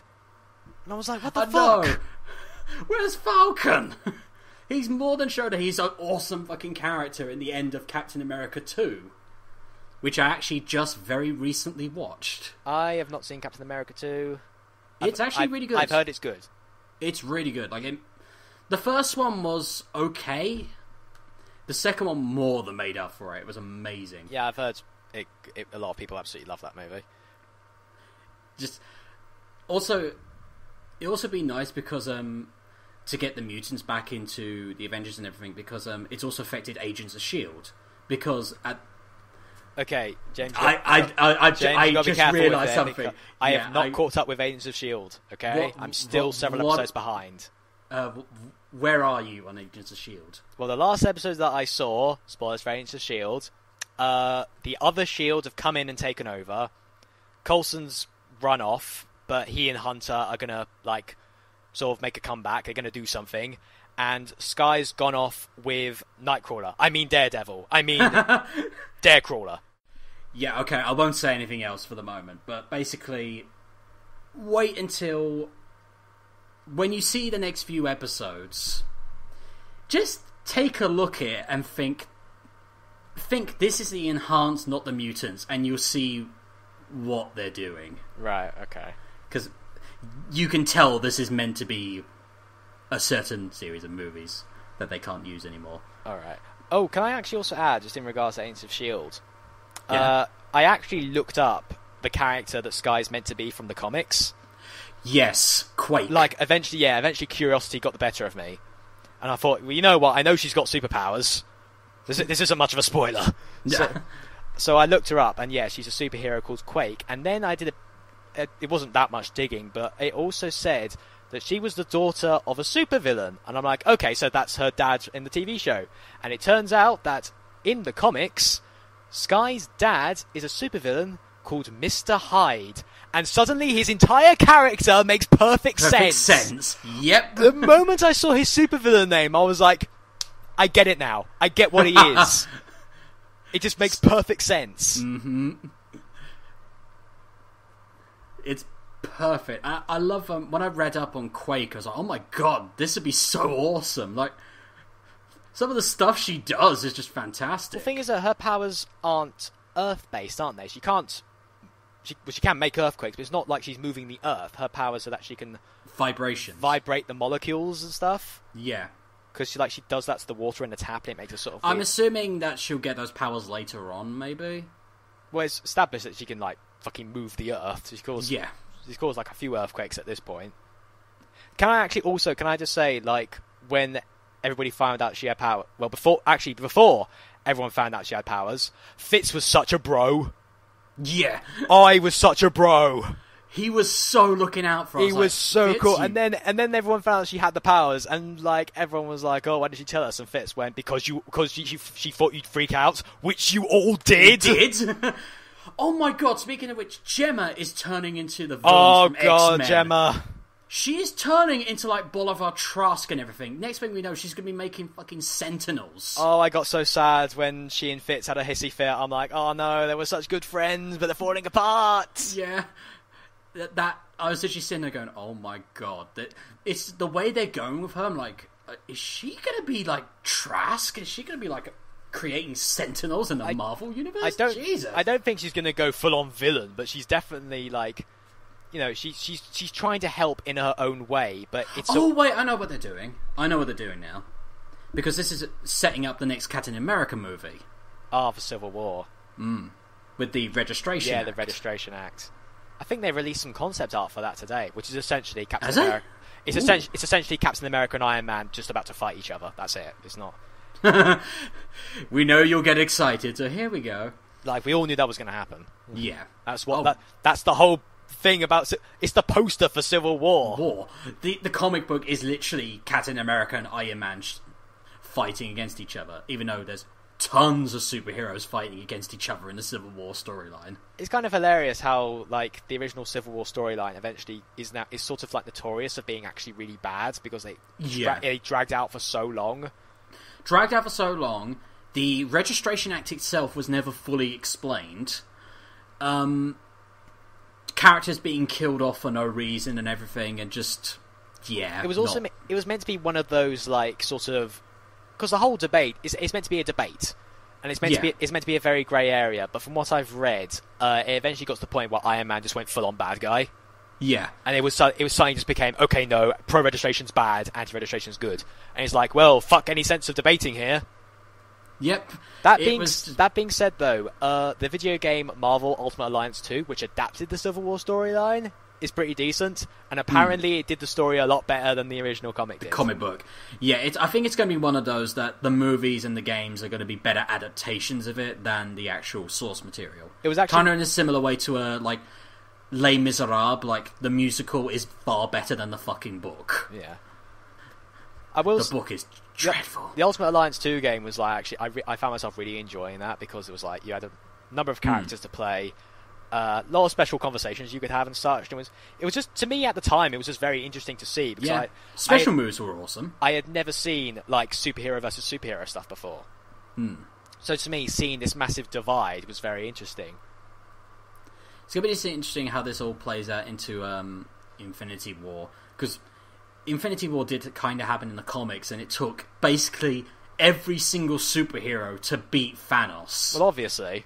So it's going to be interesting to see how they're going to get everyone back for that one movie. It's going to be awesome because it's going to evolve like, well, because I could be wrong about this, but considering the popularity of the Daredevil TV series, oh god, that's so good. He'll probably be in Infinity War, and how surreal would that be?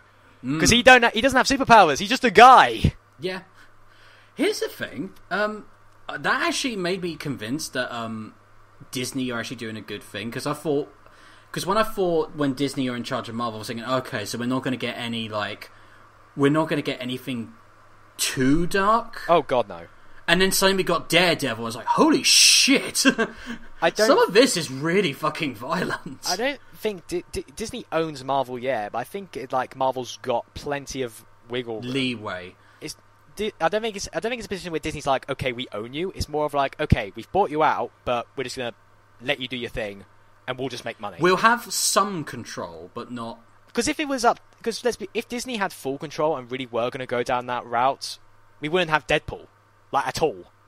Well, Deadpool's not being done by Disney. It's being done by Fox. I don't mean the Deadpool movie. I mean just Deadpool entirely. True. He would be removed from existence. Yeah. Oh my god, that would actually be a storyline in the comics. Disney removes Deadpool. I can't wait for that movie. I'm actually as much as I have really bad feelings towards Fox, I cannot wait for there that are movie. very. I'm not that much of a Marvel movie geek, so I very rarely actually go to see these films in the cinema. Obviously, I say this having just seen Age of Ultron in the cinema, yeah, Deadpool I'm super excited for because that concept trailer alone, where he jumps into the van and beats the shit out of those guys. And Ryan Reynolds is perfect. Is perfect. He's perfect casting. We all said he makes a much better Deadpool than Green Lantern. We all said that in X-Men Origins. X-Men Origins was a piece of shit movie, but everyone said, that's Deadpool. He is Deadpool. Until he became Deadpool. And then they sewed his mouth shut. Which was a literal fuck you from Fox. And it's like, that's what Deadpool does. He talks. He talks, he talks, he talks. Yep. And you remove that. Why? Because Fox. Just Fox. Remember when they were going to make an X-Men Origins Wolverine 2? Oh, God. And an X-Men Origins Magneto, and those never went anywhere. Well, they did kind of make a sequel to X-Men Origins Wolverine. They made that second Wolverine movie, which was shit as well. Okay, not the worst. Wolverine's immortal. What do? We take away the immortality. Oh, well done. Imaginative. Thumbs up there, guys. And I guess X-Men Origins Magneto became First Class. First Class, which was decent. The first one was decent, second one was better. I liked First Class. I was surprised at how much I liked it. It was nice to actually go back in a good direction after X-Men 3 and Wolverine Origins. Yeah. Well, actually, speaking of casting, did you hear about the new casting for Captain America? No. Martin Freeman is going to be in it. What, in Civil War? Yep. Oh, who's he playing? No idea yet. Oh, they haven't revealed who he's going to be playing. We just know he's in it. Yes, he's going to be in it. And I doubt he's going to be a superhero. He'll probably I was just about to say, because that would be hilarious if he plays a superhero, because Benedict Cumberbatch is going to be playing a superhero. Benedict Cumberbatch. He's playing Doctor Strange. Martin Freeman will probably be like, since it's Civil War, I'm putting money on Freeman being some sort of politician guy. Maybe politician or for S.H.I.E.L.D. or a S.H.I.E.L.D. guy. Or the English equivalent of S.H.I.E.L.D. Because there is the English equivalent. I think it's Strike in the comics. I thought S.H.I.E.L.D. was a global thing. I think that was more the movies. I swear there is an English equivalent. Because there is an English equivalent of Captain America. Captain Britain, yeah. Yep. Well, you say English. You say English equivalent. I'm pretty sure he had a completely different origin story. It's not like he had a completely not completely different. They didn't give the super soldier serum to a British guy. That's not the case. It wasn't completely different, but it was basically just the British equivalent. Yeah. It'd be hilarious if we found out actually the British one came first. Oh god. That would just be typical, wouldn't it? Yeah, I'm doubtful, but I think it was Captain America was the first, and then the other ones kind of had their own archetypes. But yeah, I think it's called Strike in the comics, or I know there is an organization called Strike, and it's where in the comics Hunter was part of. Oh, okay. And I definitely know it is British, but I don't know if it's the equivalent of S.H.I.E.L.D. or if it was part of S.H.I.E.L.D. or my knowledge is very hazy. But then again, considering how many fucking comics there are, where the hell do you start? Yeah, exactly. I have a decent amount of knowledge. I know what to hate as well. The thing is, for me, when it comes to comics, most of my knowledge comes from the cartoons. Like Avengers. I actually been rewatching the Avengers: Earth's Mightiest Heroes cartoon, which was really good, and I'm so pissed that they cancelled it. Yeah, and it's really weird watching that and like seeing some of the characters that have appeared, because Mockingbird is in an episode who's in Agents of S.H.I.E.L.D. But obviously there she's called by a real name, Bobby Morse, not Mockingbird. And it's so weird because in Agents of S.H.I.E.L.D., you know, she wears an actual uniform. Yeah. And you look at her. She's not a superhero. You look at her costume in the Avengers cartoon, and it's like that would never work in live action. No. It's the same with Hawkeye in the cartoon. Wears the purple outfit, and then you look at him in the movies, and it's like, yeah. There's a reason he's not wearing that in the movies. I get when some people say, "Oh, I'm a proponent for having more colours in superhero movies," because I think some superhero movies are becoming really drab with their colours, like Man of Steel. Yeah, was really fucking drab of it. But I also think that sometimes you just can't have the costumes from the comics because they don't make sense. They just don't. They look too in cartoon form. They look fine, but in real life, they would just look too stupid. Yeah, like Electro. Like Electro's costume in the comics and cartoon are fucking hilarious. There's a reason they went for the ultimate design for the movie. Yeah. Not to say that saved the movie by any stretch, but at least it was fucking hilariously didn't look as bad. stupid. Yeah. Also, Paul Giamatti was in the movie for about 5 minutes. What was the point? Oh yeah, to set up the Sinister Six movie that might not be happening anymore. Yeah. Because Amazing Spider-Man 2 flopped. Was anybody even excited for that? Because Not really. Because they said, we're making a Sinister Six movie, and my reaction was just okay, so... Do you remember that there was meant to be a Venom movie? Well, that was before Spider-Man 3 tanked, wasn't it? Yeah. Even afterwards, they were still saying, oh no, Spider-Man 3 might have tanked, but we're still going to make a Venom movie. No, you're not. Not. They still say occasionally, oh yeah, they're still coming. It's like, Christ, just say you're not going to do it and just move on. Is it? I just want Carnage. We can't get Carnage in the movies until we get Venom right. I know, but I really want Carnage, because Carnage is just deliciously evil. It's hilarious. He's the Joker with a hilarious... He is a horrible superpower. He is Spider-Man's Joker, that's what he is. Yep. I know some people will probably say that's Venom, considering he's more Venom is not. Well, that's because Venom's more of an arch enemy to Spider-Man than Carnage is. Venom's more... I know Joker's meant to be a mirror to Batman, which he is, but Venom is more a mirror to...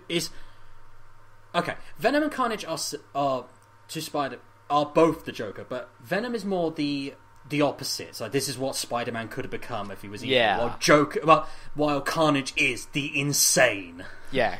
The insane part of the Joker. Well, in the Ultimate Universe, Carnage was just a monster. He wasn't a serial killer bonded with the symbiote. He was just a mindless beast. That was the Ultimate, and we don't talk about that. I don't mind the mindless beast Carnage. Ugh.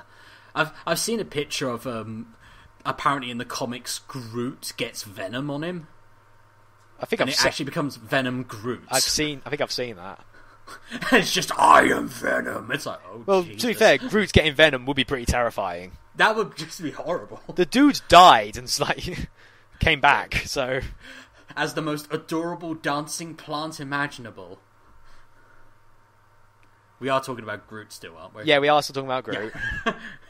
I'm sorry, that was just adorable at the end. Guardians of the Galaxy was great. I love that movie. That was such a fun movie. It's just... I think some people miss the point of like, oh, it was just another Marvel movie. It's like, no, it was just fun. It's fun. It's also impressive considering it did so well with a team of superheroes that nobody had heard of. Yeah, Honest Trailers said it best. Marvel literally scraping the bottom of the barrel. And it was. To be fair, it was. But it was still fun. Nobody was demanding it, but fun. No. That's probably why it turned out being so good, because there was no restriction on it. They gave James Gunn Guardians and just said, fucking go nuts. Have fun. Do whatever you want. And he was okay, first rule, get Chris Pratt in. Perfect choice. Fucking perfect. Hell, they even got Batista. They got a wrestler as an actor, and he actually did decently. Well, he auditioned for that. They didn't say get Batista to play Drax. He auditioned for the role, and they gave it to him. And he did really well. I was actually really shocked considering. I thought he did decently. I mean, I don't think Batista is a brilliant actor, but I think he was good for the character. Perfect for that role. He was good for that character, and I also appreciate the fact that when they got Vin Diesel for Groot, the fact that his script had actual lines of dialogue. But they said to him, say that, but just in I am Groot. Groot. No, not Groot. I am Groot. It's never just Groot. Mm-hmm. I am Groot. I am Groot. I think my favorite I am Groot is the very matter-of-factly one. Where he's just sort of nodding and shrugging, going, I am Groot. Groot. Perfect. Actually, I know for a fact I haven't shared this anecdote with you. I watched Guardians of the Galaxy with my dad, and you know how in the opening credits it said when they're listing off all the actors, and it says Bradley Cooper as Rocket, and then half an hour into the movie they've just been arrested, they're being cast off the trail, and my dad turns to me and goes, "Where's Bradley Cooper?" I stare at him and go, "He's the fucking raccoon! Did you not see the opening credits?" Oh. Perfect. And he's like, oh, what, he's doing a voice? And I'm like, yes! You fucking idiot.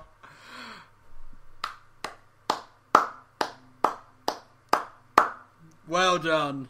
And what was even worse is the fact that he was the one who suggested we watch that movie, and then about 45 minutes in, he went, "Oh, I'm bored now." And I'm like, tough shit. I'm enjoying this movie. I want to see it to the end. Your dad's brilliant. Never watch a movie with my dad. He's that's brought a smile on my face. That's brilliant. I'm bored now. He does that, and he'll get bored watching good movies, but then like absolutely love watching really shit ones. Oh god, like what? I can't name any of them, but he always goes through like the Virgin movie list, and he'll go through like what's come out this week, and he'll be like, "Michael, look up this movie," and I look it up, and it's either got mediocre to shit reviews, like it's 5 out of 10, 3.5 out of 10. Sometimes no reviews at all. That's that's a bad sign. And he'll still be like, I don't know, I'll give it a watch. And then I'll say to him, "Oh, Dad, how about we watch How to Train Your Dragon 2? You know, a movie that's won loads of awards and received general positive praise." And he'll go, "Is it a fucking cartoon?" Yes? No, we're not watching that shit. Despite How to Train Your Dragon 2 being so good. Yes. Definitely agree with that. It's actually funny, because like, How to Train Your Dragon 2, like, normally, people kept saying, "Oh my god, it's so good! You need to watch it, it's so good." I'm like, okay, calm down, and I watched it. And normally, I'm sort of like, "Oh, okay, that was good." But this time, I sort of saw it, and I'm like, "Okay, I get it now. I actually get it. I get it. Like, Jesus, So good. This is DreamWorks. Mm-hmm. It's like, DreamWorks. When did you get so good? And with a sequel. Incredibly rare for DreamWorks. Well, to be fair, DreamWorks has done some amazing stuff in the past, like Shrek. Prince of Egypt, Kung Fu Panda. Mm-hmm. Kung Fu Panda 2 was awesome. Am I the only one that liked the first one over the second one? Everyone seems to love the second one more than the first one, but I think the first one was way better. I can definitely see what you're saying. I think some people overblow number 2. I think I was gushing over Gary Oldman as the villain. But So to be fair, yeah, second film was good, don't get me wrong, but I think the first one just did stuff way better. I think some people are a bit unfair to the villain of the first one, because I thought the villain from the first one was still good. He was still charismatic. I think he was decent, yeah, but at the end of the day, he was pretty much a very stock kind of villain. You could definitely say Gary Oldman's villain was more developed, and definitely fuckloads more evil. So much more like, evil. Jesus Christ. Like that opening shot where, like, you know, they say, "Oh, the prophecy says he will be defeated by a panda." So he fucking murdered every panda, and then came back to his parents with a look on his face that said, "Hey guys, I did good, right?" And they're looking at him like, "You fucking monster!" You done goofed, boy. Not even the done goof, just you fucked up. To fuck up town. Yeah. I gotta admit, I can't wait for Kung Fu Panda 3. It is weird to be excited for a third movie. Yeah. Especially a third movie by DreamWorks. Because let's compare. What other 3 movies has DreamWorks done? Shrek the third. And, God. And Madagascar 3. To be fair, I haven't seen Madagascar 3, but I had no desire to. I haven't watched the first 2 because I had no interest in them at all. They're alright. They're harmless. They're decent enough. I took one look at them and was like, nah. Not for me. But I still think Prince of Egypt is one of their top movies. Just beautiful animation. I think a lot of people would agree with you there. Yeah. Just beautiful animation on that. And still, God, how long was it? I think it was 1998 that film was released. It was 90s at least, I can tell you that much. Yeah. It still holds up today, and that's very rare for like a Western one. Let's have a look. Prince of Egypt. Yeah, 1998. Just beautiful. And also, Ralph Fiennes sings. Voldemort sings. Glorious. Is he good at it? He is, actually. He only has a few singing lines, sadly, but I always appreciate it when the actors playing a character also do the singing voice. You know, like how the Disney movies don't always do this, but like in Tangled, you know, Mandy Moore, she did the voice of Rapunzel and she also did the singing. I appreciate that because it adds another level of authenticity. I get why I get why sometimes they have an acting voice and a singing voice because the actor can't always sing. But it's just one of those little tiny things where if that's done, I'm sort of like, okay, I like that. Extra points, yes. Yeah. Ralph Fiennes sung, Val Kilmer didn't. Which is a shame. But here's the thing, Val Kilmer actually did another musical version of Moses. Oh, really? Oh god, it is so bad. Oh, it's not good. It's hilariously bad. I'll need to show you a clip from it because it just shows the entire. It's when he comes back and he's doing all the deadly plagues, and it's not a good song. First off, it's not even close to being as good as the plagues from Prince of Egypt, and they use a lot of special effects and animation, and it's really bad. And when I mean by bad, I mean really bad. Is it wrong that most of my knowledge of the whole Moses story comes from that one Simpsons episode? Where Milhouse is Moses and Skinner's the Pharaoh. Good place to start. To be fair, it did teach me some biblical stories. Like it did teach me the what's that king that who said that, like these two women were fighting over a baby. Oh, what's King David. Yes, that one. It actually, I mean, obviously the Simpsons. Was it Solomon? No, Solomon. Sorry. Solomon. Obviously, The Simpsons didn't do the original story, but I did actually speak to my mum about it, and she told me about the original story, so it did teach me something. Yeah. Though the Simpsons version is way funnier. Oh, definitely. These two men both claim ownership of this pie. The pie shall be split in two, and both men shall receive death. I'll eat the pie. Nom, nom. Probably one of my favourite jokes. Yeah, that was a good episode, but... Yeah. Oh, speaking of musicals, we're going off tangent again, but... Yeah. Age of Ultron, what? Did you know there's a Death Note musical coming out? I think I did, yeah. Have you seen the trailer? Well, no. Oh, I'll show you the trailer afterwards. It's one of those that I'm very torn about. Because it does actually look pretty good. Like, the guy who plays L looks like L. But for Ryuk and Rem, they've just gone for people in costume rather than... Here's the thing with Japanese musicals. When they do Japanese musicals, they usually go all out, and they usually do really interesting ideas. Musicals are doing that more and more. Hell, I talked about once, I think when we were back at uni, the first show we ever did at uni, I talked about the King Kong musical. Oh, yeah. And they built a gigantic fucking gorilla on stage.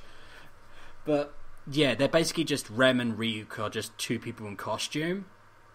But they're also really good, and they look like... They actually play it like the characters from the show.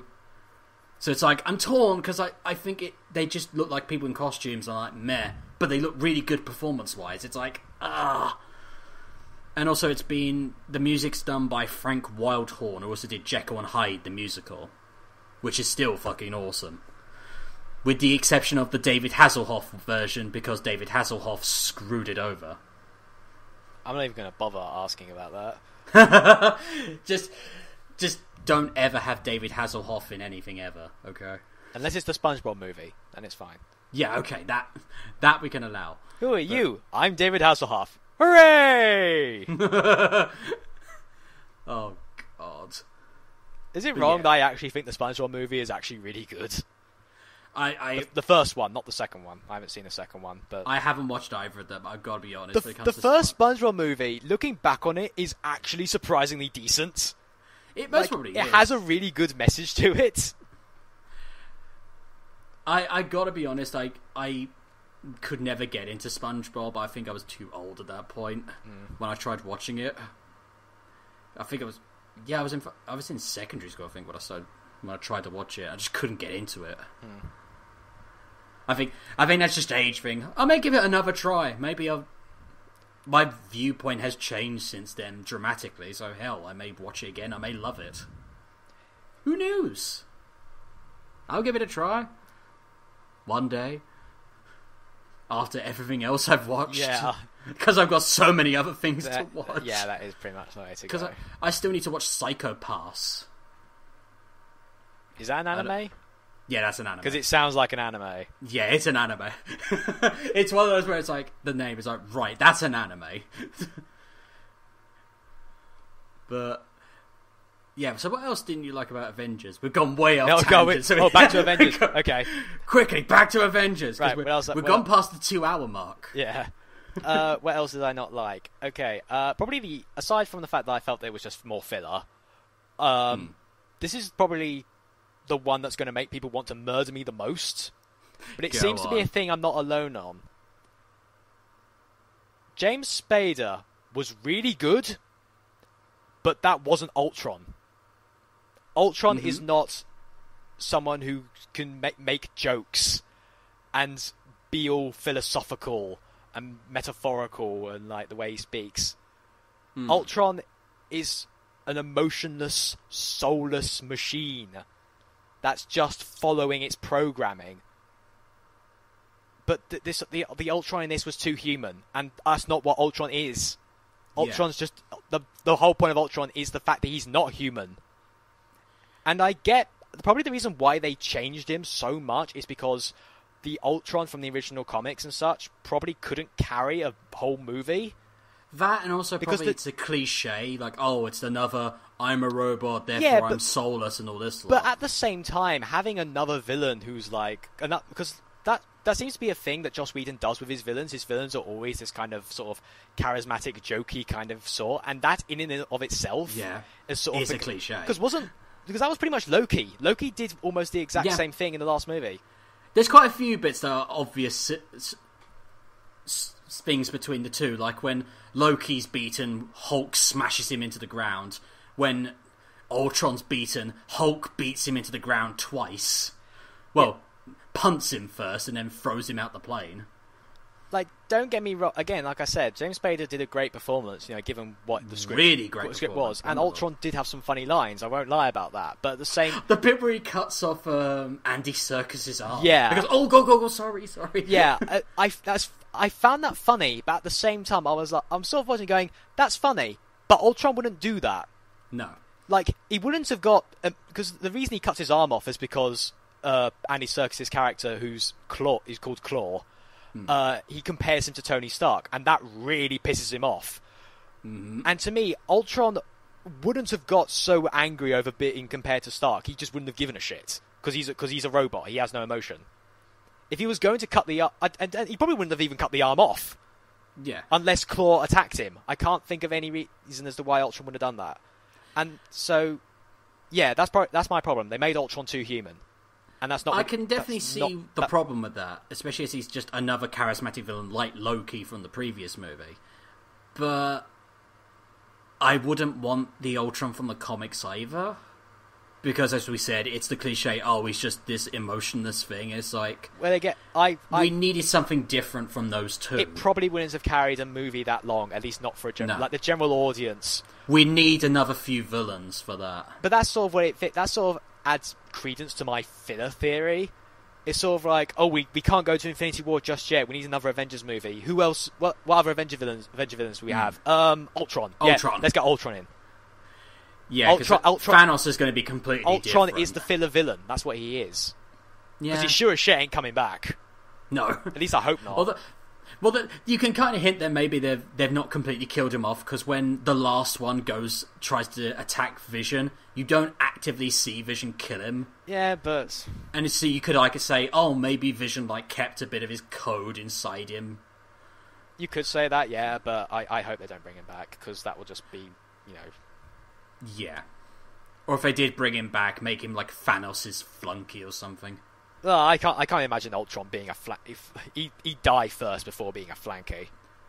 True, unless Thanos made him with the Infinity Gems. You never know. Yeah, but yeah, I'm super hyped to see Vision. Though oh my god, Paul Bettany was awesome. My other complaint: Vision should not have been advertised, at all. I know he wasn't. Yeah. I know he wasn't advertised as prominently as the others, but he shouldn't even have been hinted at. No, shouldn't. Because show a poster, if I was because. Let's be honest. If I was in the cinema, just sitting there, and then Tony and Bruce are all like, oh, let's put Jarvis into this, I'd be like, wait, are they talking about... And then I saw Vision, I would be... oh my god! And he's being paid by Paul Bettany, this is going to be awesome. But then I knew he was going to be there, so I'm just there going, where's Vision? When's Vision coming? They shouldn't have advertised him. I feel like it's kind of like should have kept his reveal a secret. You know, like Pirates of the Caribbean 2.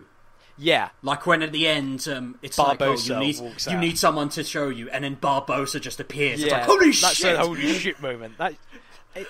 No one saw that coming. The thing is, though, some people would argue like, oh, but they had to sort of let us know that Vision was going to be in it, because in order to advertise the movie. And I'm like, yeah, but it's an Avengers movie. We were going to see it anyway. And it's about the Avengers. We didn't know Vision was going to be part of the Avengers until the movie. Exactly. So hell, in the comics, he's created to kill the Avengers. I know. So that should have been kept completely secret. And it's kind of thing is, though, we now sort of live at a point where filmmakers seem to now be scared of... Because they seem to be scared of the big spoilers being leaked, so they're telling us the spoilers beforehand. Yeah. Oh my god, we can't let the big twist be leaked onto the internet. I know. We'll just tell them. Oh, do you mean like the Terminator? Yeah, like the Terminator movie. Yeah, like the Terminator one that gave away the big twist in its own trailer. That was like, really, guys? Really? Oh, that movie's just looking so fucking stupid. Yeah. And not in a Jurassic World kind of way. Jurassic World looks silly but entertaining. Well, it's got Chris Pratt in it, so already. And also, let's be honest, the Jurassic Park books were pretty silly as well. This is the book where they used a fucking grenade launcher against the dinosaurs, like in Dino Crisis. So I went to see... When I went to see Age of Ultron, I went to see it with a bunch of people from work, and there was a Jurassic World trailer there, and one of the people who I work with, she's a massive Jurassic Park fan, so she's super hyped for Jurassic World. Oh, I'm super... Thing is, though, like, we watched the trailer, and I looked over to her, and I said to her, surely, after the first 3 movies, why would they make another dinosaur theme park? After the catastrophe of the first 3, where so many people died... Why would anyone be stupid enough to try it again? Money, money, money. True, that's probably a good point.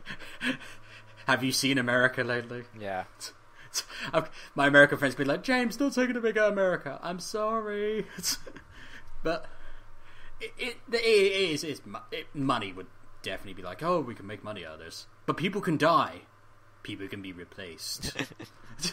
That'd be the villain's speech.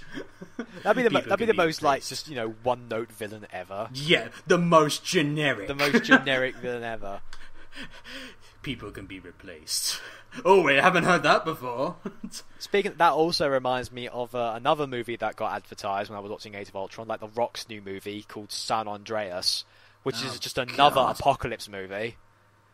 There's like, there's earthquakes, the world's being destroyed. And I swear to you, one of the shots in San Andreas looks straight out lifted from 2012. Probably. I'm like, I was watching the trailer going, I've seen this shit. It's 2012. But now that you've mentioned that, I'm now thinking, I wonder who the villain's going to be in that movie. Because disaster movies can't have the disaster be the villain anymore. We need to have one human villain in there. Kind of like Titanic had to have a villain, even though the iceberg more than filled that. Or like in 2012, where they had that guy saying, "It's like we can't put any more people on the boats." Yes, we can. No, we can't. We genuinely can't, and he had to be the baddie. It's just god, these movies. But I didn't get San Andreas, the trailer. I got Mad Max, which looked hell of a lot better. What a day! What a lovely day! It's like, oh god, I can't wait for this. Yeah, my dad's excited for that. I think what's making me even more happier is it's being done by the original director. It's actually being done by the original director, and it's using a lot of really... as many live effects as CG effects. Doesn't guarantee it's going to be good, though. Oh, no, far from it, but I'm more confident about it. Yeah. I'm more confident about it. And also, Charlize Theron... amazing in most films. She's amazing in everything, even if the movie's shit, like Snow White and the Huntsman. And Tom Hardy's playing Max, which is going to be fantastic because Tom Hardy is fucking Tom Hardy. Yeah. Oh my god, did you see that? There's another trailer coming out called Legend, and it's the biopic of the Cray twins. I've heard of that. And, and Tom Hardy's playing both. He's playing both twins. And it's one of those things like it's bizarre, but it's Tom Hardy. I can dig this. Well, it would make sense for Tom Hardy to play twins because you can't have Tom Hardy as one Cray, and then. Well, they did get twin actors for. There was a Cray twins movie years and years ago. I think it was like in the 80s, and they actually did get twins for it. Oh, okay. And I swear there was. I think Richard E. Grant was one of the Crays in a movie. I swear he was. Let me have a look. But yeah, the Crays movie, he was in that movie. But yeah, it's looking really interesting, especially after he also did another movie based on. He plays a lot of British criminals at times. Like he did Bronson as well, which was also very strange but very well done. So, I'll give that a watch. I'm looking forward more to Mad Max, admittedly, but there we go. Going back to the Marvel movie stuff, did you? Many tangents. Did you see the trailer for Ant-Man? Yes, but sadly, I got the first trailer, the boring one. Oh, so you haven't seen the actual good trailer yet? Then I have seen the good trailer. I watched that on MovieWeb. Oh right, okay. Because it's kind of the one with Wasp in it. Technically, she's not Wasp yet. Not Wasp. Who's the villain in it? Yellow Jacket. Yellow Jacket. That's the one. Yeah. So it's kind of funny how like the moment we all heard Edgar Wright leave, we were like, okay, now it's going to be shit. It's doomed to fail now. And then that released that trailer, and it's like, shit. This actually looks kind of decent. It looks decent, but it still doesn't look even close to being what Edgar Wright could have I'd have preferred if Edgar Wright stuck on, because I will say I did love the ending of that trailer where the fucking Thomas we the Tank all love that.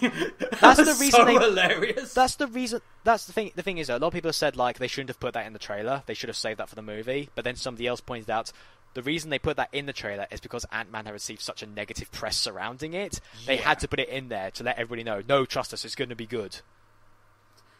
Because I'll be honest, Paul Rudd looks good. He looks like he could do the role perfectly. I was about to say, I have no problems with Paul Rudd. I think Paul Rudd's a good choice for Ant-Man. Plus, I like Ant-Man. Yeah. I like him as a superhero. It's a very interesting and unique one. One shrinks himself, controls bugs. Exactly. It's actually a pretty interesting storyline. I like how we're getting other superheroes now, and other superheroes are getting much more, going to hopefully become much more well known because of the movies. Because it angered, and not just because they're super strong. Or it super angered fast. me so much that for so long, Iron Man, Captain America, Thor, and Hulk were the only Thor that anybody seemed to care about. We're now getting because different ones with that's what abilities. happens with the Avengers: Earth's Mightiest Heroes cartoon. The first season was super good, and in the second season, Ant-Man, Black Panther, Wasp, Hawkeye, Vision, they all got sidelined. Like, it was like most of the focus went to the main four just because they had the movies. Yeah. And that angered me so much. You know who I do want to be in the movies soon? Because I really love the character. I want She-Hulk. Yeah, well... I don't know how they'd do it, but I really want... It's unlikely to happen at this point because we're not getting another Hulk movie, I know. ever. Probably because the first two didn't do so well, so they pretty much said, "Okay, Hulk movies." Well, the first one, work. The first one did terribly. The second one did really well, but they got rid of Edward Norton. Yeah, and they got quite bad press for that. And don't get me wrong, Mark Ruffalo's awesome. Oh god, yeah. Mark Ruffalo more than sells it, but yeah, they shot themselves in the foot with that, and so they're kind of not bothering with a Hulk movie. That I want a She-Hulk movie, and I want a Black Widow movie. I reckon a She-Hulk movie will probably be how they introduce the character. Because she's one of those. Because it's actually surprising how many female alternatives of male characters actually become super popular. Like Ms. Marvel is even more popular and well known than Captain Marvel. To the point where she's getting the movie, and she's going to be called Captain Marvel in that. Yep. Oh god, isn't The Rock getting a Marvel movie? As in The Rock the actor? Yeah. Who's he playing? I swear someone said that he's playing a superhero soon. Wouldn't surprise me. I can't remember. Oh no, I think it's DC actually. You think I think he's playing Shazam. They're going to get The Rock to play... Oh no, didn't they say The Rock was going to play Black Adam in a Shazam movie. Yes, you're right. Sorry, got that completely wrong. I know it was something to do with Yeah, Black I think Shazam. Rock's going to be Black Adam. Just, I don't hate him. I don't dislike his acting as much as some people. Like, some people really fucking hate The Rock's acting. I don't hate it, but I'm not a big fan of it. I'm very mixed and matched with him. He's not the worst actor by far. Believe me, there are much worse. Actually, sorry, you said you wanted to see a Black Widow movie. Did you see Saturday Night Live's quote-unquote trailer for a Black Widow movie? No, go on. Oh my god. I didn't find it overly funny, but it was genius. It was so genius. Because it's like, it starts off with like, you want a Black Widow movie, and it does the usual, you know, it's tense, it's like, and it's sort of like, well, we're here to show you the Black Widow movie. And it is every women pandering sitcom cheesy bullshit cliche all wrapped into one very silly pile. Oh god. And it's so dumb. Oh no. Like Black Widow's like a it's not, and what's even better is they got Scarlett Johansson to actually be in it.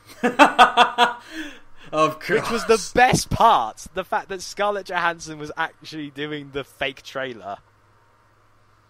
Oh, I can't even describe it, so dumb. But it's like it's like she's like, you know, she works at a fucking fashion magazine. It's like she's the new girl there.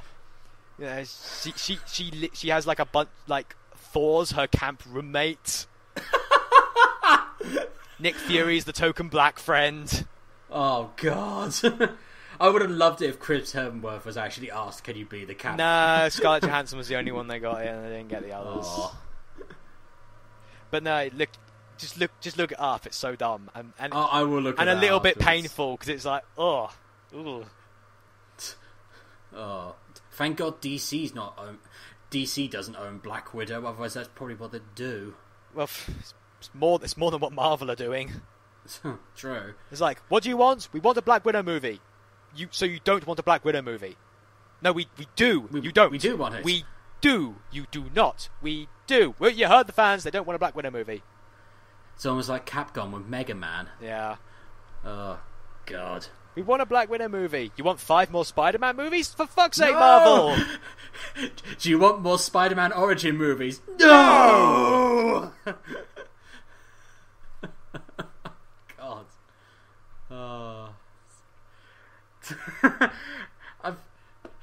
I love it. We're just de-evolving more and more into just every single tangent. Hey, it's what we do. It's how the show runs. Yep, that's how the show goes. I think did we? You know what's hilarious? With last show we went on tangents at the end as well, and I think we've actually overrun that one. Yeah, and we've actually beaten the time on that one. It's kind of ironic because we kept going on tangents last time because there were no news. Now we have news, and we still going on tangents. Did you? Sorry, did you ever actually say what you thought of Age of Ultron? Because I've pretty shared some of my opinions about it, but I don't think we've heard of yours. I think my opinions to it was I definitely agree with you that he wasn't Ultron, but I definitely still enjoyed it. Mm-hmm. I definitely agree with you that it was a halfway house to Infinity War, and had a few problems still, similar problems to the first one. But there's one thing that people have blown way out of proportion, and loads of people were trying to use an excuse to, and this is one of the reasons Joss Whedon got left Twitter. Yeah. People said, oh, when Black Widow talks about her backstory and about she had she basically got sterilized. Yeah. And she talks about that this made it easier for agents to kill, because then they don't have to worry about having a child. And then she goes, do you think you're the only monster now? And loads of people were blown out of proportion saying, oh, he's saying that women who are sterile are monsters. And it's like, no. Where the hell did you come up with that? She's a monster because she was trained and bred to kill people. Yeah. And it's not because she's sterile, it's because her sterilization was used by her agency to make sure that she becomes a better killer. Yeah. She's calling herself a monster because she's a killer, not because she's sterile. That scene was fucked up. Yeah, it was a horrible scene, and it worked. Like when she explained that she was fucking sterilized, I was like, oh shit. Jesus, it was a horrible, uncomfortable scene, and it worked. That was the point of the scene, and it worked perfectly. And it worked with the dynamic of her and the Hulk, which I actually really liked. That was a plotline I liked, and sadly, the end of the movie. Yeah. Kind of killed that plot line. That's actually one of my other complaints. The whole Bruce-Natasha thing, to me, kind of felt like it came out of nowhere. Like... Yeah. Do you know what it felt like to me? Like, during the writing process, somebody said, guys, what if Natasha... We need a love interest. Not we need a love interest. Someone says, what if Natasha and Bruce were a thing? And everyone went, fuck yes, we love that. Let's get it in there. Like, somehow. It's one of those ideas that everybody just loved so much that they just had to put it in there. Regardless of... It needed a little bit more time, I think. Because there was really nothing... Like, was there anything in the first movie that suggested they'd be into one another? Because I don't recall any of that. No, not really. Like, she was the one who went to get him when he was hiding out in Calcutta, but that was it. Yeah, it's one of those that I think if it had more time to breathe, it probably would have been better. I don't necessarily dislike the idea. It was a good idea. It's an interesting one. And especially the backstories of the two characters. Like, he calls himself a monster because of what he is, but she classes herself as a monster because of her agency background and everything and what they did to her. It was a very interesting dynamic. But it needed more time, and we didn't get that with the movie, sadly. Yeah, it just sort of like... And I also think the internet is incredibly silly for thinking that Joss Whedon said, oh, you're sterile, you're a monster. No, that's not what he said at all. Actually, listen to the fucking movie. And, of course, then Joss Whedon left. Because shit tons of people were arseholes. Yeah, sometimes you can't...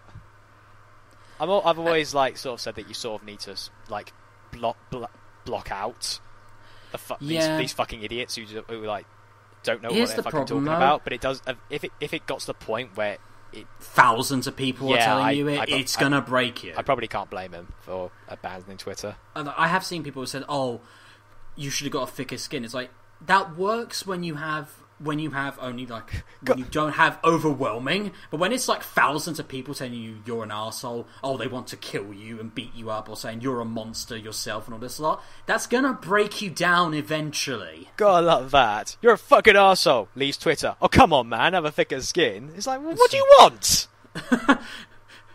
Leave Twitter. Okay, well, don't leave Twitter, you coward. That's the internet. That is the internet in a nutshell. That's do Tumblr this, but in a don't. Nutshell. As you can probably tell, I'm not a fan of Tumblr, as many people realise, because I have no patience for the damn thing. Yeah, I'm on Tumblr. I know you are. I use it for reasons, okay? It's got the personal blog on there, but I will admit it is not a place to go when you want to have a debate. No. Though it seems there are You're some... not my only friend who has Tumblr. There's a few friends of mine who have Tumblr, and I always take the piss out of them for it. There are some Tumblr users on there that are fully aware of the slight hypocrisy surrounding Tumblr. I saw a great post where it's sort of like there's like Tumblr, more empowerment to women, support the women. Tumblr user, yeah. Tumblr, fuck the men, right? Yeah, wait, what? Fuck the men hard, fuck them all, they all deserve to die. Wait, what? But bullying's wrong. Don't bully. But fuck the men! What? What the hell's wrong with you? That is sort of the way it works. Or you got the other key, and they're like, I'm a dragon. Oh, God. But let's get off Tumblr, because we'll have people attacking us. It's not nice. It's not a pleasant place to be. Oh, no, I am sure scared of those 12-year-olds with their Tumblrs. You will be. You will be. But yeah, I definitely agree that it felt like a halfway house. I still found it really enjoyable. Yeah, I still thought it was a very. It's a fun movie. Just ultimately, I feel like we probably could have easily skipped over it. Yeah, which is a shame. I think it was a definite shame for an Avengers movie. It was sort of like, stuff happened. Fought some robots. And I'm looking forward to the new team, though. I think the new team of Captain America, Black Widow, Vision. But it's pretty interesting considering how it's now mostly comprised of heroes that the general audience isn't as familiar with. Yeah, I mean, we now know who War Machine and Falcon and all that are. Mm-hmm. That being said, though, it's great seeing Scarlet Witch on the team. I don't get why they killed Quicksilver. Probably because of the X-Men movies. That maybe wouldn't surprise me, but it kind of irks me because like he died, and I was sort of like, oh. Especially as they were setting up Hawkeye to be killed throughout the entire fucking movie. Well, obviously it was like the big build-up of if Hawkeye died, I still would have had the same reaction. I probably. Why did you kill Hawkeye? Yeah, so I'd just be more like, why? Because it's a Joss Whedon movie. Probably. Let's be honest, Joss Whedon is not afraid to kill people. Oh god, yeah, I know that, but I feel like Quicksilver's death feels more like contractual obligation than anything. Like somebody said, okay, at least one of the main characters has to die. So it's like, well, we can't kill off any of the main Avengers off because people will lose their fucking shit. So let's kill off one of the characters that we introduced in this film so it doesn't hurt quite as much. Here's the thing, though. They did kind of... someone's brought up to Joss Whedon, oh, yeah, we didn't see his body buried or anything. And it's like, oh, yeah, we didn't do that, did we? So there's a hint that they may come back. They always do that. It's the same thing they did with fucking Trip in Agents of S.H.I.E.L.D. Because oh, fucking hell. His body broke, but they carried him off in a wheelbarrow. And I'm sort of thinking, they did that in case they ever need to bring him back. Yes. Though I read a thing somewhere where somebody said how great it would be if Trip came back and nobody asked him why. Like, he just showed up and nobody gave a shit. Hi, guys. Or like somebody asked him, Trip, how did you come back? And he just turns to them and just says, magic. Scarlet Witch is a hell of a nurse. To be fair, like, a lot of people have been asking, what can Scarlet Witch do? And if I had to answer them, I probably would be like, everything, I think. There's going to be a moment in one of the Agents of S.H.I.E.L.D. I'm not going to reveal it to you, but there's going to be a moment in Agents of S.H.I.E.L.D. in the next... I don't know if it's going to be the next episode for you, Michael, or an episode, or a second episode. But... a character comes back and you're literally going to go, oh my god, yes! Oh, I wonder who it is. It's awesome. Like, it's like, when it was building up to that bit, it was like, oh god, they're saying who's this character? Who's going to come back? Oh my god, it's you! Oh, what? Oh wait, no, I think I know who you're talking about. Oh, because I think this got briefly spoilt for me, and yeah, a lot of shit for Age of S.H.I.E.L.D.'s been spoilt for me because, like, again, the episodes in America's like 3 weeks worth of episodes ahead of us. Yeah, I know. And I'm on Tumblr, and people don't tag their fucking posts for spoilers. Tumblr, man. It's a problem. Maybe I should get WordPress or something. Just go find a new personal blog site. But yeah, I know who you're talking about, but for the sake of spoilering, I won't say who it is. Yeah, we're better than Tumblr. Yeah, but going back to Agents of S.H.I.E.L.D., actually, I want to give one Agents of S.H.I.E.L.D. episode credit for making me feel a certain emotion that I never thought Agents of S.H.I.E.L.D. would make me feel. And you must have seen it, James, so you know what I'm talking about. What episode? It's when we catch up with our good friend Mr. Grant Ward. Oh! And he's with that woman who's got the mask on, and like she's kind of stuck on permanent Mayface. And so they find a guy to fix it, so she can now like sort of work the mask again, so she can change her face, look like whoever she wants. And like Ward's doing all this shit for her, like he's doing that thing where he's being so fucking nice, but it's like, you're a fucking arsehole, Ward. You have a plan. We know. Yeah, we know you have. Don't know what he's doing, but he's being a prick. But she's all like, oh, he's doing all this stuff for me and he wants nothing in return. How do I thank him? I'm sort of thinking, well, obviously she's going to give him sex. That's always the answer. There's going to be sex. But then she went one step extra. And oh, God, that bit. She put on Sky's face. She had Sky's face and she started making that. I'm not going to lie. I felt ill. Yeah, that was a really uncomfortable moment. I want to give credit to Agents of S.H.I.E.L.D. for that, for making me feel so uncomfortable. They played it how it was meant to be. That was good. I'm not even in silent disgust. I'm watching this, and I actually out loud was going, oh! And my dad's sitting in the corner laughing at me. Just... I love it as well that even Grant Ward's like, okay, no. Well, it's not. Well, even I'm going no. Well, he doesn't say no because it's like, oh god, this is disgusting. He does it because it's like, oh, the sky clearly doesn't want me, and it's like, yeah, for good fucking reason, you piece of shit. She shot you several times. So wish he had died, but no. They can't. Can I be honest though? I only started enjoying Grant Ward when he turned evil. You keep saying that. You didn't like Ward because he's so boring. And, like, I'm sorry, it's like it's like, oh, he's the most important person on the team because he's so strong and everything, but May's better. May's better in every regard. So, what did he bring to the team again? Oh, he's the traitorous one. Great! Can I point out that, like, when the other Shield came in and took over, and, like, May was the only one to escape, and then somebody said, like, find Agent May. I laughed at my TV. I was like, you don't find May. May finds you. You. Yep. Oh, God, that was just... It's interesting how they're going down that route that Shield's tearing itself apart, especially after they just pretty much dismantled Hydra. Can I share another anecdote about my dad? Go on. So, Hunter gets captured by Mac. Also, just real quickly, I am really going off Mac. I thought he was so cool to start off with because he was such a bro to Fitz, but now he turned out he's a fucking piece of shit.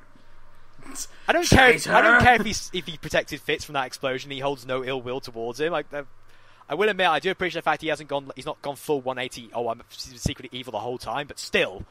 Anyway, so we're watching. Hunter's been captured by Mac. He's been taken. He's like, "Who are you working for?" And Mac says, "Shield." What? The real Shield. And I go, "Holy shit!"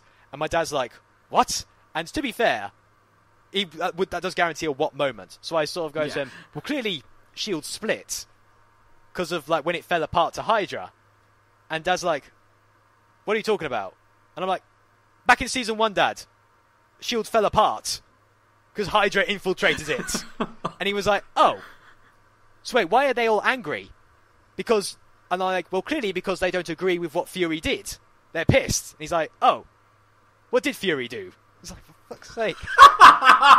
And that's not even the worst. The worst is that then one episode later, when the other S.H.I.E.L.D's going in and taking over, Dad's like, "So what are they doing again?"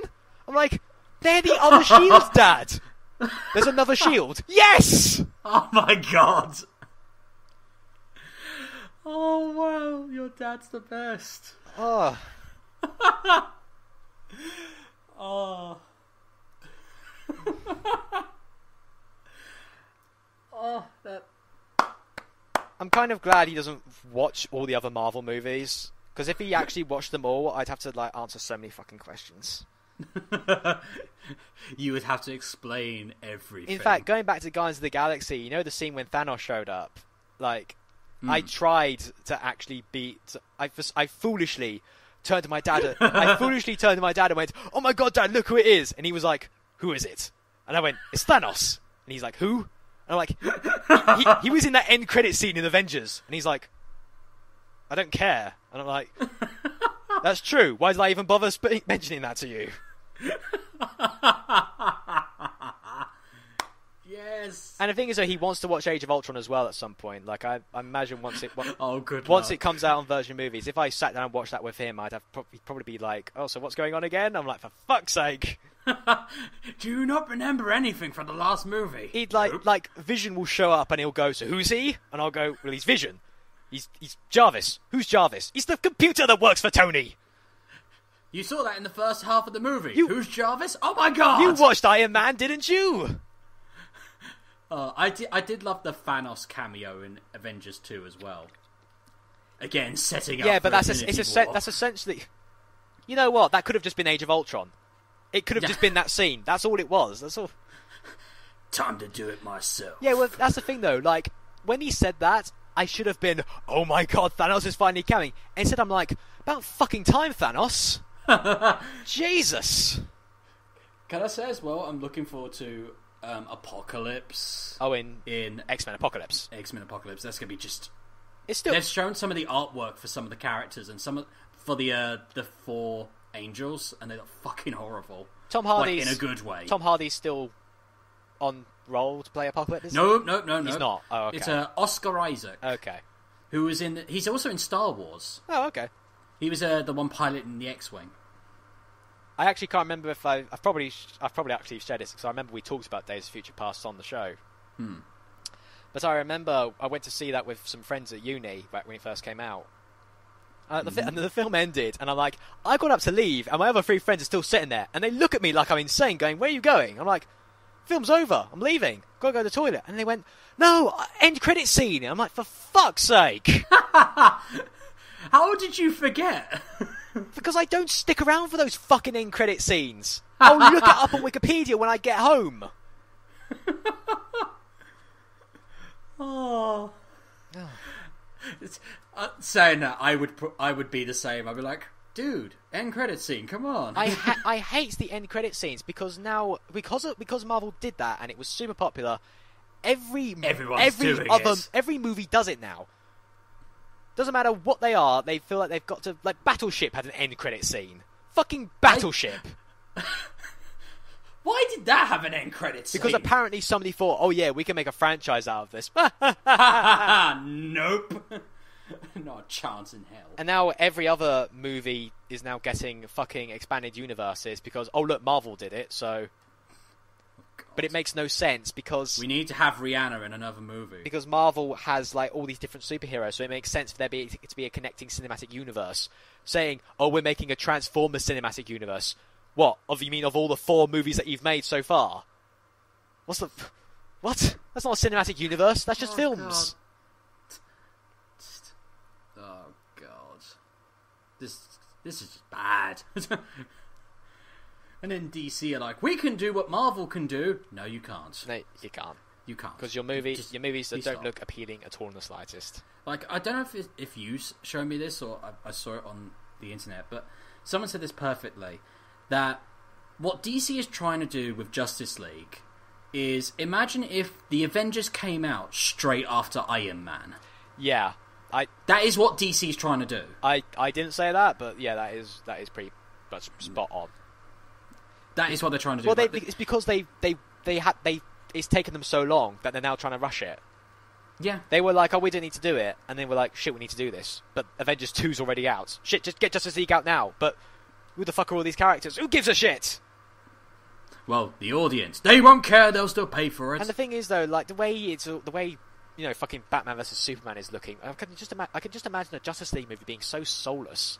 Because what was so great about Avengers was because, yeah, they all didn't get along, but it was kind of humorous seeing them all fucking butt heads. In fact, one of the best scenes in Avengers 2 is them all trying to lift the hammer.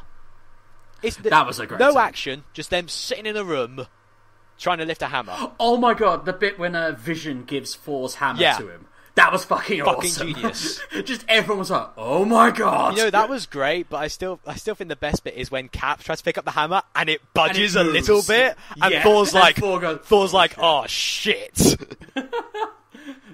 Oh crap. But yeah, the thing about Avengers is that, yeah, they butted heads to begin with, but it was fun. There was some sense of enjoyment to be had, and they all got together, and it was all power, friendship, and all that jazz. With Justice League, the way it's going, I can just imagine all of them just being dicks to each other throughout the entire movie. Yeah. And I don't like that. I want these guys to be buddies. I want them all to be super bro and all have, like, silly jokes with each other. Like, be snarky with each other, don't be dicks. In the Justice League cartoon, for example, in the episodes where they all think Superman's died, there's a scene after the funeral where the other Justice League members are in the Watchtower, and Green Lantern's telling them a story about one time Superman grabbed a grenade and it exploded in his hands. And then he turns to Green Lantern and said, "Are you alright?" And everyone just laughs. And it's so sweet. Because it's just a bonding moment. And I can't imagine a scene like that in the kind of universe that DC is setting up, where everyone looks so fucking miserable. Completely missing the point. They look like they're taking notes from Frank Miller. Someone you don't want to be taking notes from. Somebody said that the reason that the Batman vs Superman movie just looks so bad is because rather than having 2 very clashing figures, because they've made Superman so similar to Batman, where's the clash? It's also because they're just trying to ape one comic, and I think it was actually from Frank Miller. Yeah, The Dark Knight they're Rises. They're just trying to copy that. Like, because everyone loved that comic.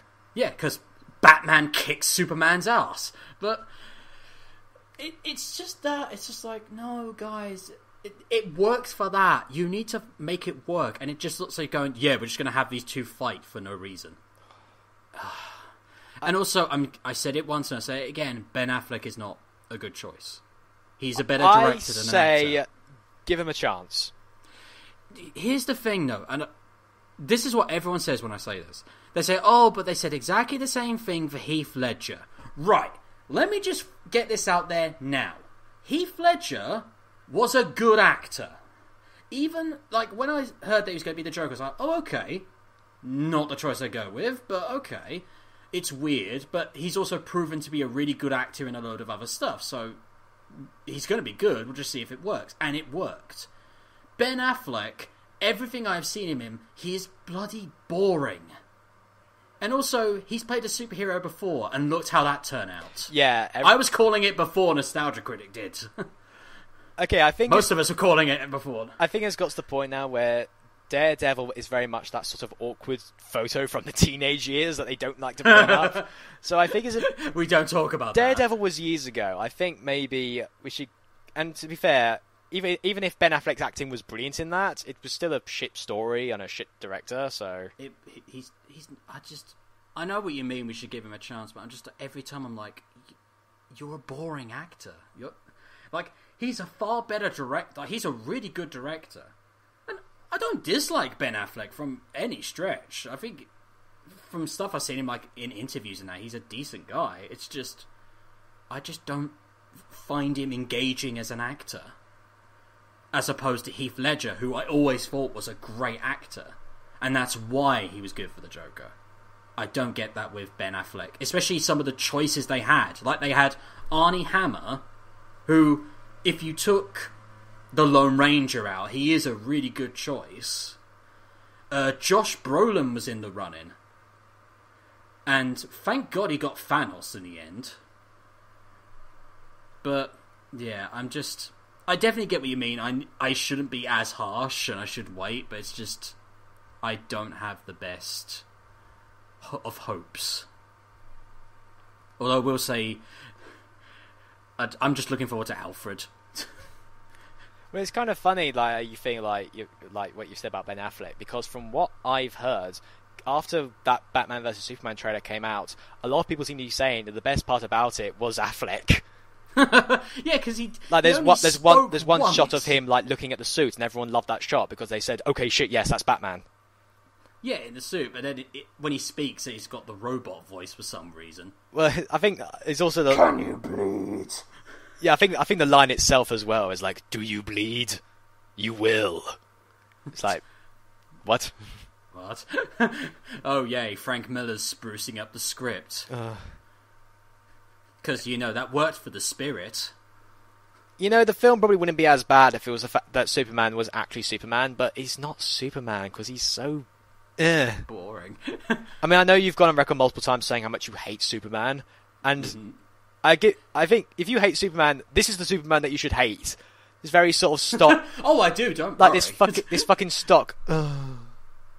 You know who was the only Superman I had any, okay towards? The one from Smallville. Because they actually did give him a little bit more character. Don't get me wrong, Smallville was shit by the end of it. But yeah. At least they gave him a few things. They actually gave him a darker edge, but still had the more jolly side to him. Yeah. So he wasn't, down in the dumps, but he wasn't, he wasn't full on, I'm good, and all this stuff. There were moments where he was dickish. You say, you don't like the whole Boy Scout persona that he's got, but that's what makes him so great. He's a fucking Boy Scout, and that's why I love him. I don't know. He's a goody two-shoes, and it's great. But I don't like that. Well, thing is, though, Superman is just such a contrast with Batman, which is why if you do Superman v Batman, the way they're doing it here, it doesn't work, because Superman isn't jolly, He's just as depressing. Yeah, exactly. It's like I said, they made him too similar to Batman. Mm-hmm. Because that's what's popular. And it's like, Jesus, can't we have our superheroes crack a smile for once? That's why Marvel's doing so well. It can do drama, but have a heart at the same time. Yeah. And they have characters who, they may be depressing at times, but they still have a good persona. It doesn't live in such a pessimistic world. Which is what DC is in a nutshell. It's incredibly pessimistic. And it's like, why would I watch something where everybody is just so miserable all the time? Even Game of Thrones has light-hearted moments. It's few and far between, but it still has plenty of light-hearted moments. Yeah, but you sort of need that in order to sort of... Yeah. Because otherwise you're not going to cope. You need something... No! It's like hell, in the episode with the Red Wedding, the most notorious episode in the Game of Thrones series, in that episode there are tons of funny moments leading up to it. Even in the scene where the Red Wedding happens, leading up to the moment, there are funny moments weaving in and out. And it makes the harsh moment even more harsher. And I think that's the problem DC has. They just think, oh, we'll just be harsh and that'll be enough. It's like, no. If you want your harsh moments to really stand out, you need to have good moments interspersed between. Daredevil's got this down to a T. I've heard Daredevil is like stupidly good. It's really good. You definitely need to start watching it. And it's like already got a second season. Yep. I can't wait. It's really good. It's really fucking violent as well. I did watch that scene from the second episode, I think it is. Oh my god, the old boy style fight scene. The fight in the hallway, where it's all just one shot. The original old boy, not the shitty remake. I'm sort of looking at it going, Jesus, this is actually quite brutal. And I'm like, and then I sort of realised, oh wait, he's getting hurt. Jeez, he's getting properly hurt. He's barely fighting back. Jesus. Such a good fight scene. Even they said it's a nod to Old Boy's fight scene where he takes on like about 30 fucking guys. That was and it was all done in one take. Yeah, that was the best part. Such a great fight scene. Both that and Old Boy are taken in one shot, and it's just, you watch it and it's so fucking brutal, but it's so well done. There's something else I kind of noticed a little bit as well, and this is a worrying trend that a lot of movies in Hollywood are doing at the moment. Fight scenes are becoming very chaotic. And I don't mean the choreography, I mean the filming. The camera goes all over the place at times, and it doesn't... Well, that's been a thing. The shaky cam shit has been going on for, like, years now. I know, and it's getting worse. And it's like, fight scenes need focus. It's like, and we're not getting that. We can't enjoy fight scenes if we can't fucking make out what's going on. None. And usually it's just, oh yeah, we're hiding bad choreography. And it's what I liked about the second Captain America movie, because the fight choreography is really well I was just going to say, in both Avengers movies, I love the fights in those because you can see the detail, and what's even better is that they are so detailed that you'll probably miss shit on the first viewing. Yeah. Daredevil definitely got that right. You see every fucking punch, and it's brutal shit. Also, Vince D'Onofrio as Kingpin, perfect. Yeah, I've heard people say that the guy who plays Kingpin is brilliant in that. Yeah. He's just amazing. You just sit there like, yep, I can believe you're Kingpin. I can believe you're Kingpin. I can't remember who said it. I think it was Charlie Cox, who I believe is the actor who plays Daredevil. Yeah. I think it was him, I could be wrong, but somebody said that they would love for Daredevil to cross over with Spider-Man. Yeah, because that's what they do all the time. Which if they did, I would be down. I would watch the shit out of that. In the comics, Spider-Man and Daredevil always cross. Yeah, I know they team up in the comics, but like to see that on a TV show, I'd be like, fuck you. Well, considering Sony's now working with Marvel and actually allowing them to use Spider-Man, exactly. that's more possible. It's more possible now. I would be down with that. Who do you think's going to play Spider-Man? I don't fucking know. It's like, some people will all like. There are a lot of people who just sort of like to theorize over who should play somebody. I'm not one of those guys. I'll just see who they get. It's like when everybody was saying, when Matt Smith left the Doctor role, and everyone was saying, oh yeah, everyone said, who should you think should play the Doctor? I'm there going, I don't fucking know. I'll take whoever gets it. And then he said, and now, we shall now reveal the new actor to play the Doctor. And everyone's there getting excited. I'm just there going, okay, just calm down. And they go, Peter Capaldi. And I go, who? And he comes out and I go, oh, that guy. Okay. I've got to admit, there was a couple of people I kind of wanted to take over from the Doctor. But who would you want to see play as Spidey? It's actually a really hard choice. I don't think I see many, like, since Andrew Garfield, I don't think I've seen many actors who I'd be like, oh yeah, I could picture him being Spider-Man. It kind of pisses me off, because Garfield was perfect for Spidey. Yeah. Not for Peter, I don't think, but for Spidey. Definitely for Spider-Man. Not. This is the thing, it's like, Tobey Maguire was perfect as Peter Yeah, Parker. I've said this every time we bring Andrew this Garfield up. is perfect as Spider-Man. We need someone who can be both. Yeah. I've heard a lot of people saying that we need to push for a black Spider-Man, because we got a black Spider-Man in the Ultimate Comics. Yeah. Which I'd be fine. But that's not Peter Parker. That's a different Yeah, character. I know, it's different. I'd still like to see it. Yeah, I wouldn't mind. I wouldn't mind that. It'd be a different origin story. See, something different. If they go with like a black actor, so many people would be so happy, but I'd just be like, okay. Yeah, I'd be fine with that. Because I'm really not all that bothered. As long as they're good, I'll take it.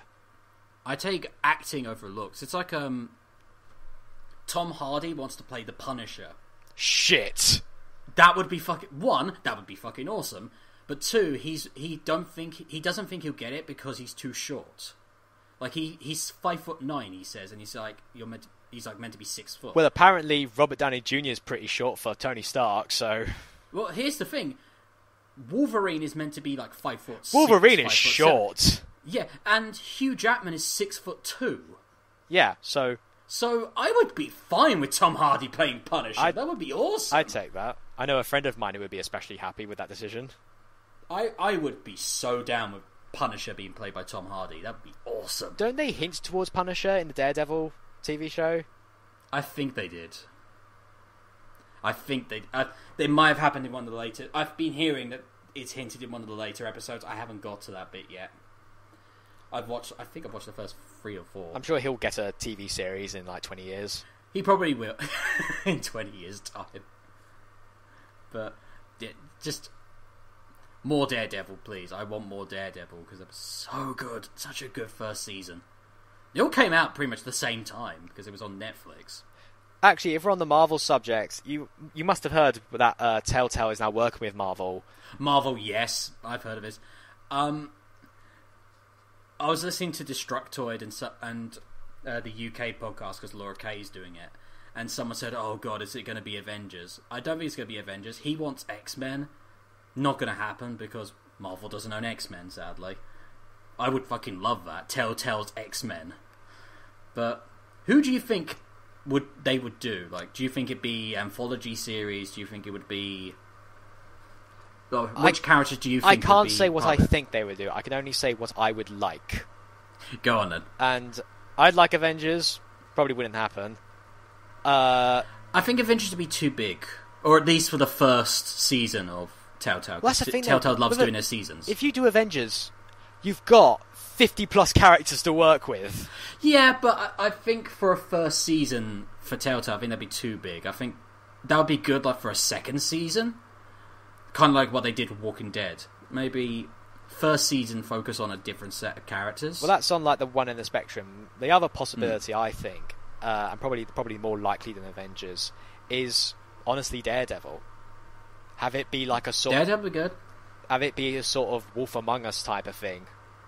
Oh God! You wander the streets as Daredevil, beating up thugs and finding evidence, and then go to the courtroom with Matt Murdock in some weird Ace Attorney style kind of thing. That would be interesting. Or someone mentioned Ant-Man for Telltale. That would be interesting.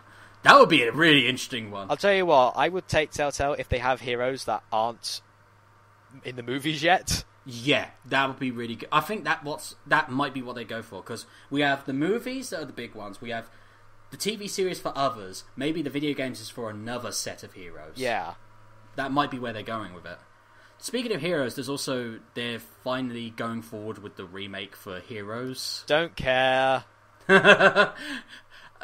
first season was so good, and then it just went downhill so fast. I've become so apathetic towards that show, which is ironic because I loved it at the start, but now I'm just... It was so good at the start, and then what the hell happened? Gradually went downhill from there, and it got to the point where when it got cancelled, I couldn't care. I couldn't muster the anger, because I'm like, you know what, I don't get... Normally a cancellation would anger me, but with this I was just like, you know what, I don't care. There is one thing I kind of hope, though. I hope that, because Telltale are taking on a lot of properties at the moment. They've got Marvel, they've got Game of Thrones, they've got the Minecraft one coming out. Yeah. I'm hoping that this doesn't mean that Wolf Among Us gets pushed back even further, because they did say they're going to do a second season. Wouldn't surprise me if it did get pushed back, because I hope not, all this other stuff is like much more popular. I know, but thing is, though, my concern is that with them acquiring all these properties, they're not going to have the time to fix their bloody engine. Yeah. Telltale, still so buggy at release. You make great games, but goddamn, your engine is still buggy as crap. Fix that first. They need to get on with that. Stop buying properties and shit and focus on fixing that. Then go nuts. I have actually been hearing Tales from the Borderlands is also very good. I'm actually tempted to give it a try, considering I fucking hate Borderlands. But I've been hearing that Tales from the Borderlands is like, everything you hated about Borderlands is non-existent in Tales of the Borderlands. It's actually funny for a start. And isn't full of fucking horrible characters that aren't badly written. So, Tales from the Borderlands, I might give it a try one day. I'll definitely check out whatever the Marvel thing is when it comes out. Definitely, unless it ends up starring a character that I don't particularly care for. I think even then I'd be very curious to give it a try, because I think Telltale's proven that they're very good with their games. It's just their engine is a bit of a problem. With tons of fucking bugs. I want Telltale to fix their engine, but I also am looking forward to all their games, and they've proven time and time again their games are very good, just... Fix your damn engine, guys, come on. Yeah, that's the biggest concern at the moment. Ooh. Then make Wolf Among Us Season 2. Please, because I still think that's my high point. I know people say, oh, Walking Dead was better. No, I still think Wolf Among Us was better. Gotta put Wolf Among Us above Walking Dead. Just so much more creative, because don't get me wrong, Walking Dead is amazing. Oh yeah, Walking Dead's... It's so amazing, but at the same time, it's still a zombie game. Compare what you do to get... Okay, what do you do in Walking Dead? You survive, fight some zombies occasionally, run away from zombies. What do you do in Wolf Among Us? Solve crime as the big bad wolf. You fight Bloody Mary. And you interact with tons and tons of Fable characters. You talk to Mr. Toad. Who is a fucking cockney. It's like, oh my god, yes! And you have a bar fight with like a fucking ogre troll thingy from Beowulf. Yeah, Grendel. Yeah, that guy. It's just cooler. Yeah. It's way cooler. It's just a shame it took so fucking long for them to release the episodes, because we had like they released the first episode and then they had a 4-month gap till the second, which was annoying as hell. But yeah, Telltale, keep doing what you're doing, but please fix your engine, and then we'll be completely happy. So don't keep doing what you're doing. Fix the engine first. Yes. Then the opposite of what you're doing. You know what I mean. Where's my mind gone? Oh wait, we've gone over 3 hours. We have actually... This is our longest episode yet. Yeah, we should... and most of it's full of tangents. Editing's going to be a bitch. Oh god. And I think by the time this comes out, we'll have a new government. Oh wait, we will. Yeah, we. The UK has the general elections tomorrow. Let's not bring that up, because quite frankly, I don't give a shit. I think we're gonna call it a day there. I think Telltale was a good, nice little high to end on. Yeah. So many tangents. So, I think from James Hall, this is goodbye. And from Michael Beckwith, this is goodbye. We shall see you soon, all. Goodbye! Goodbye.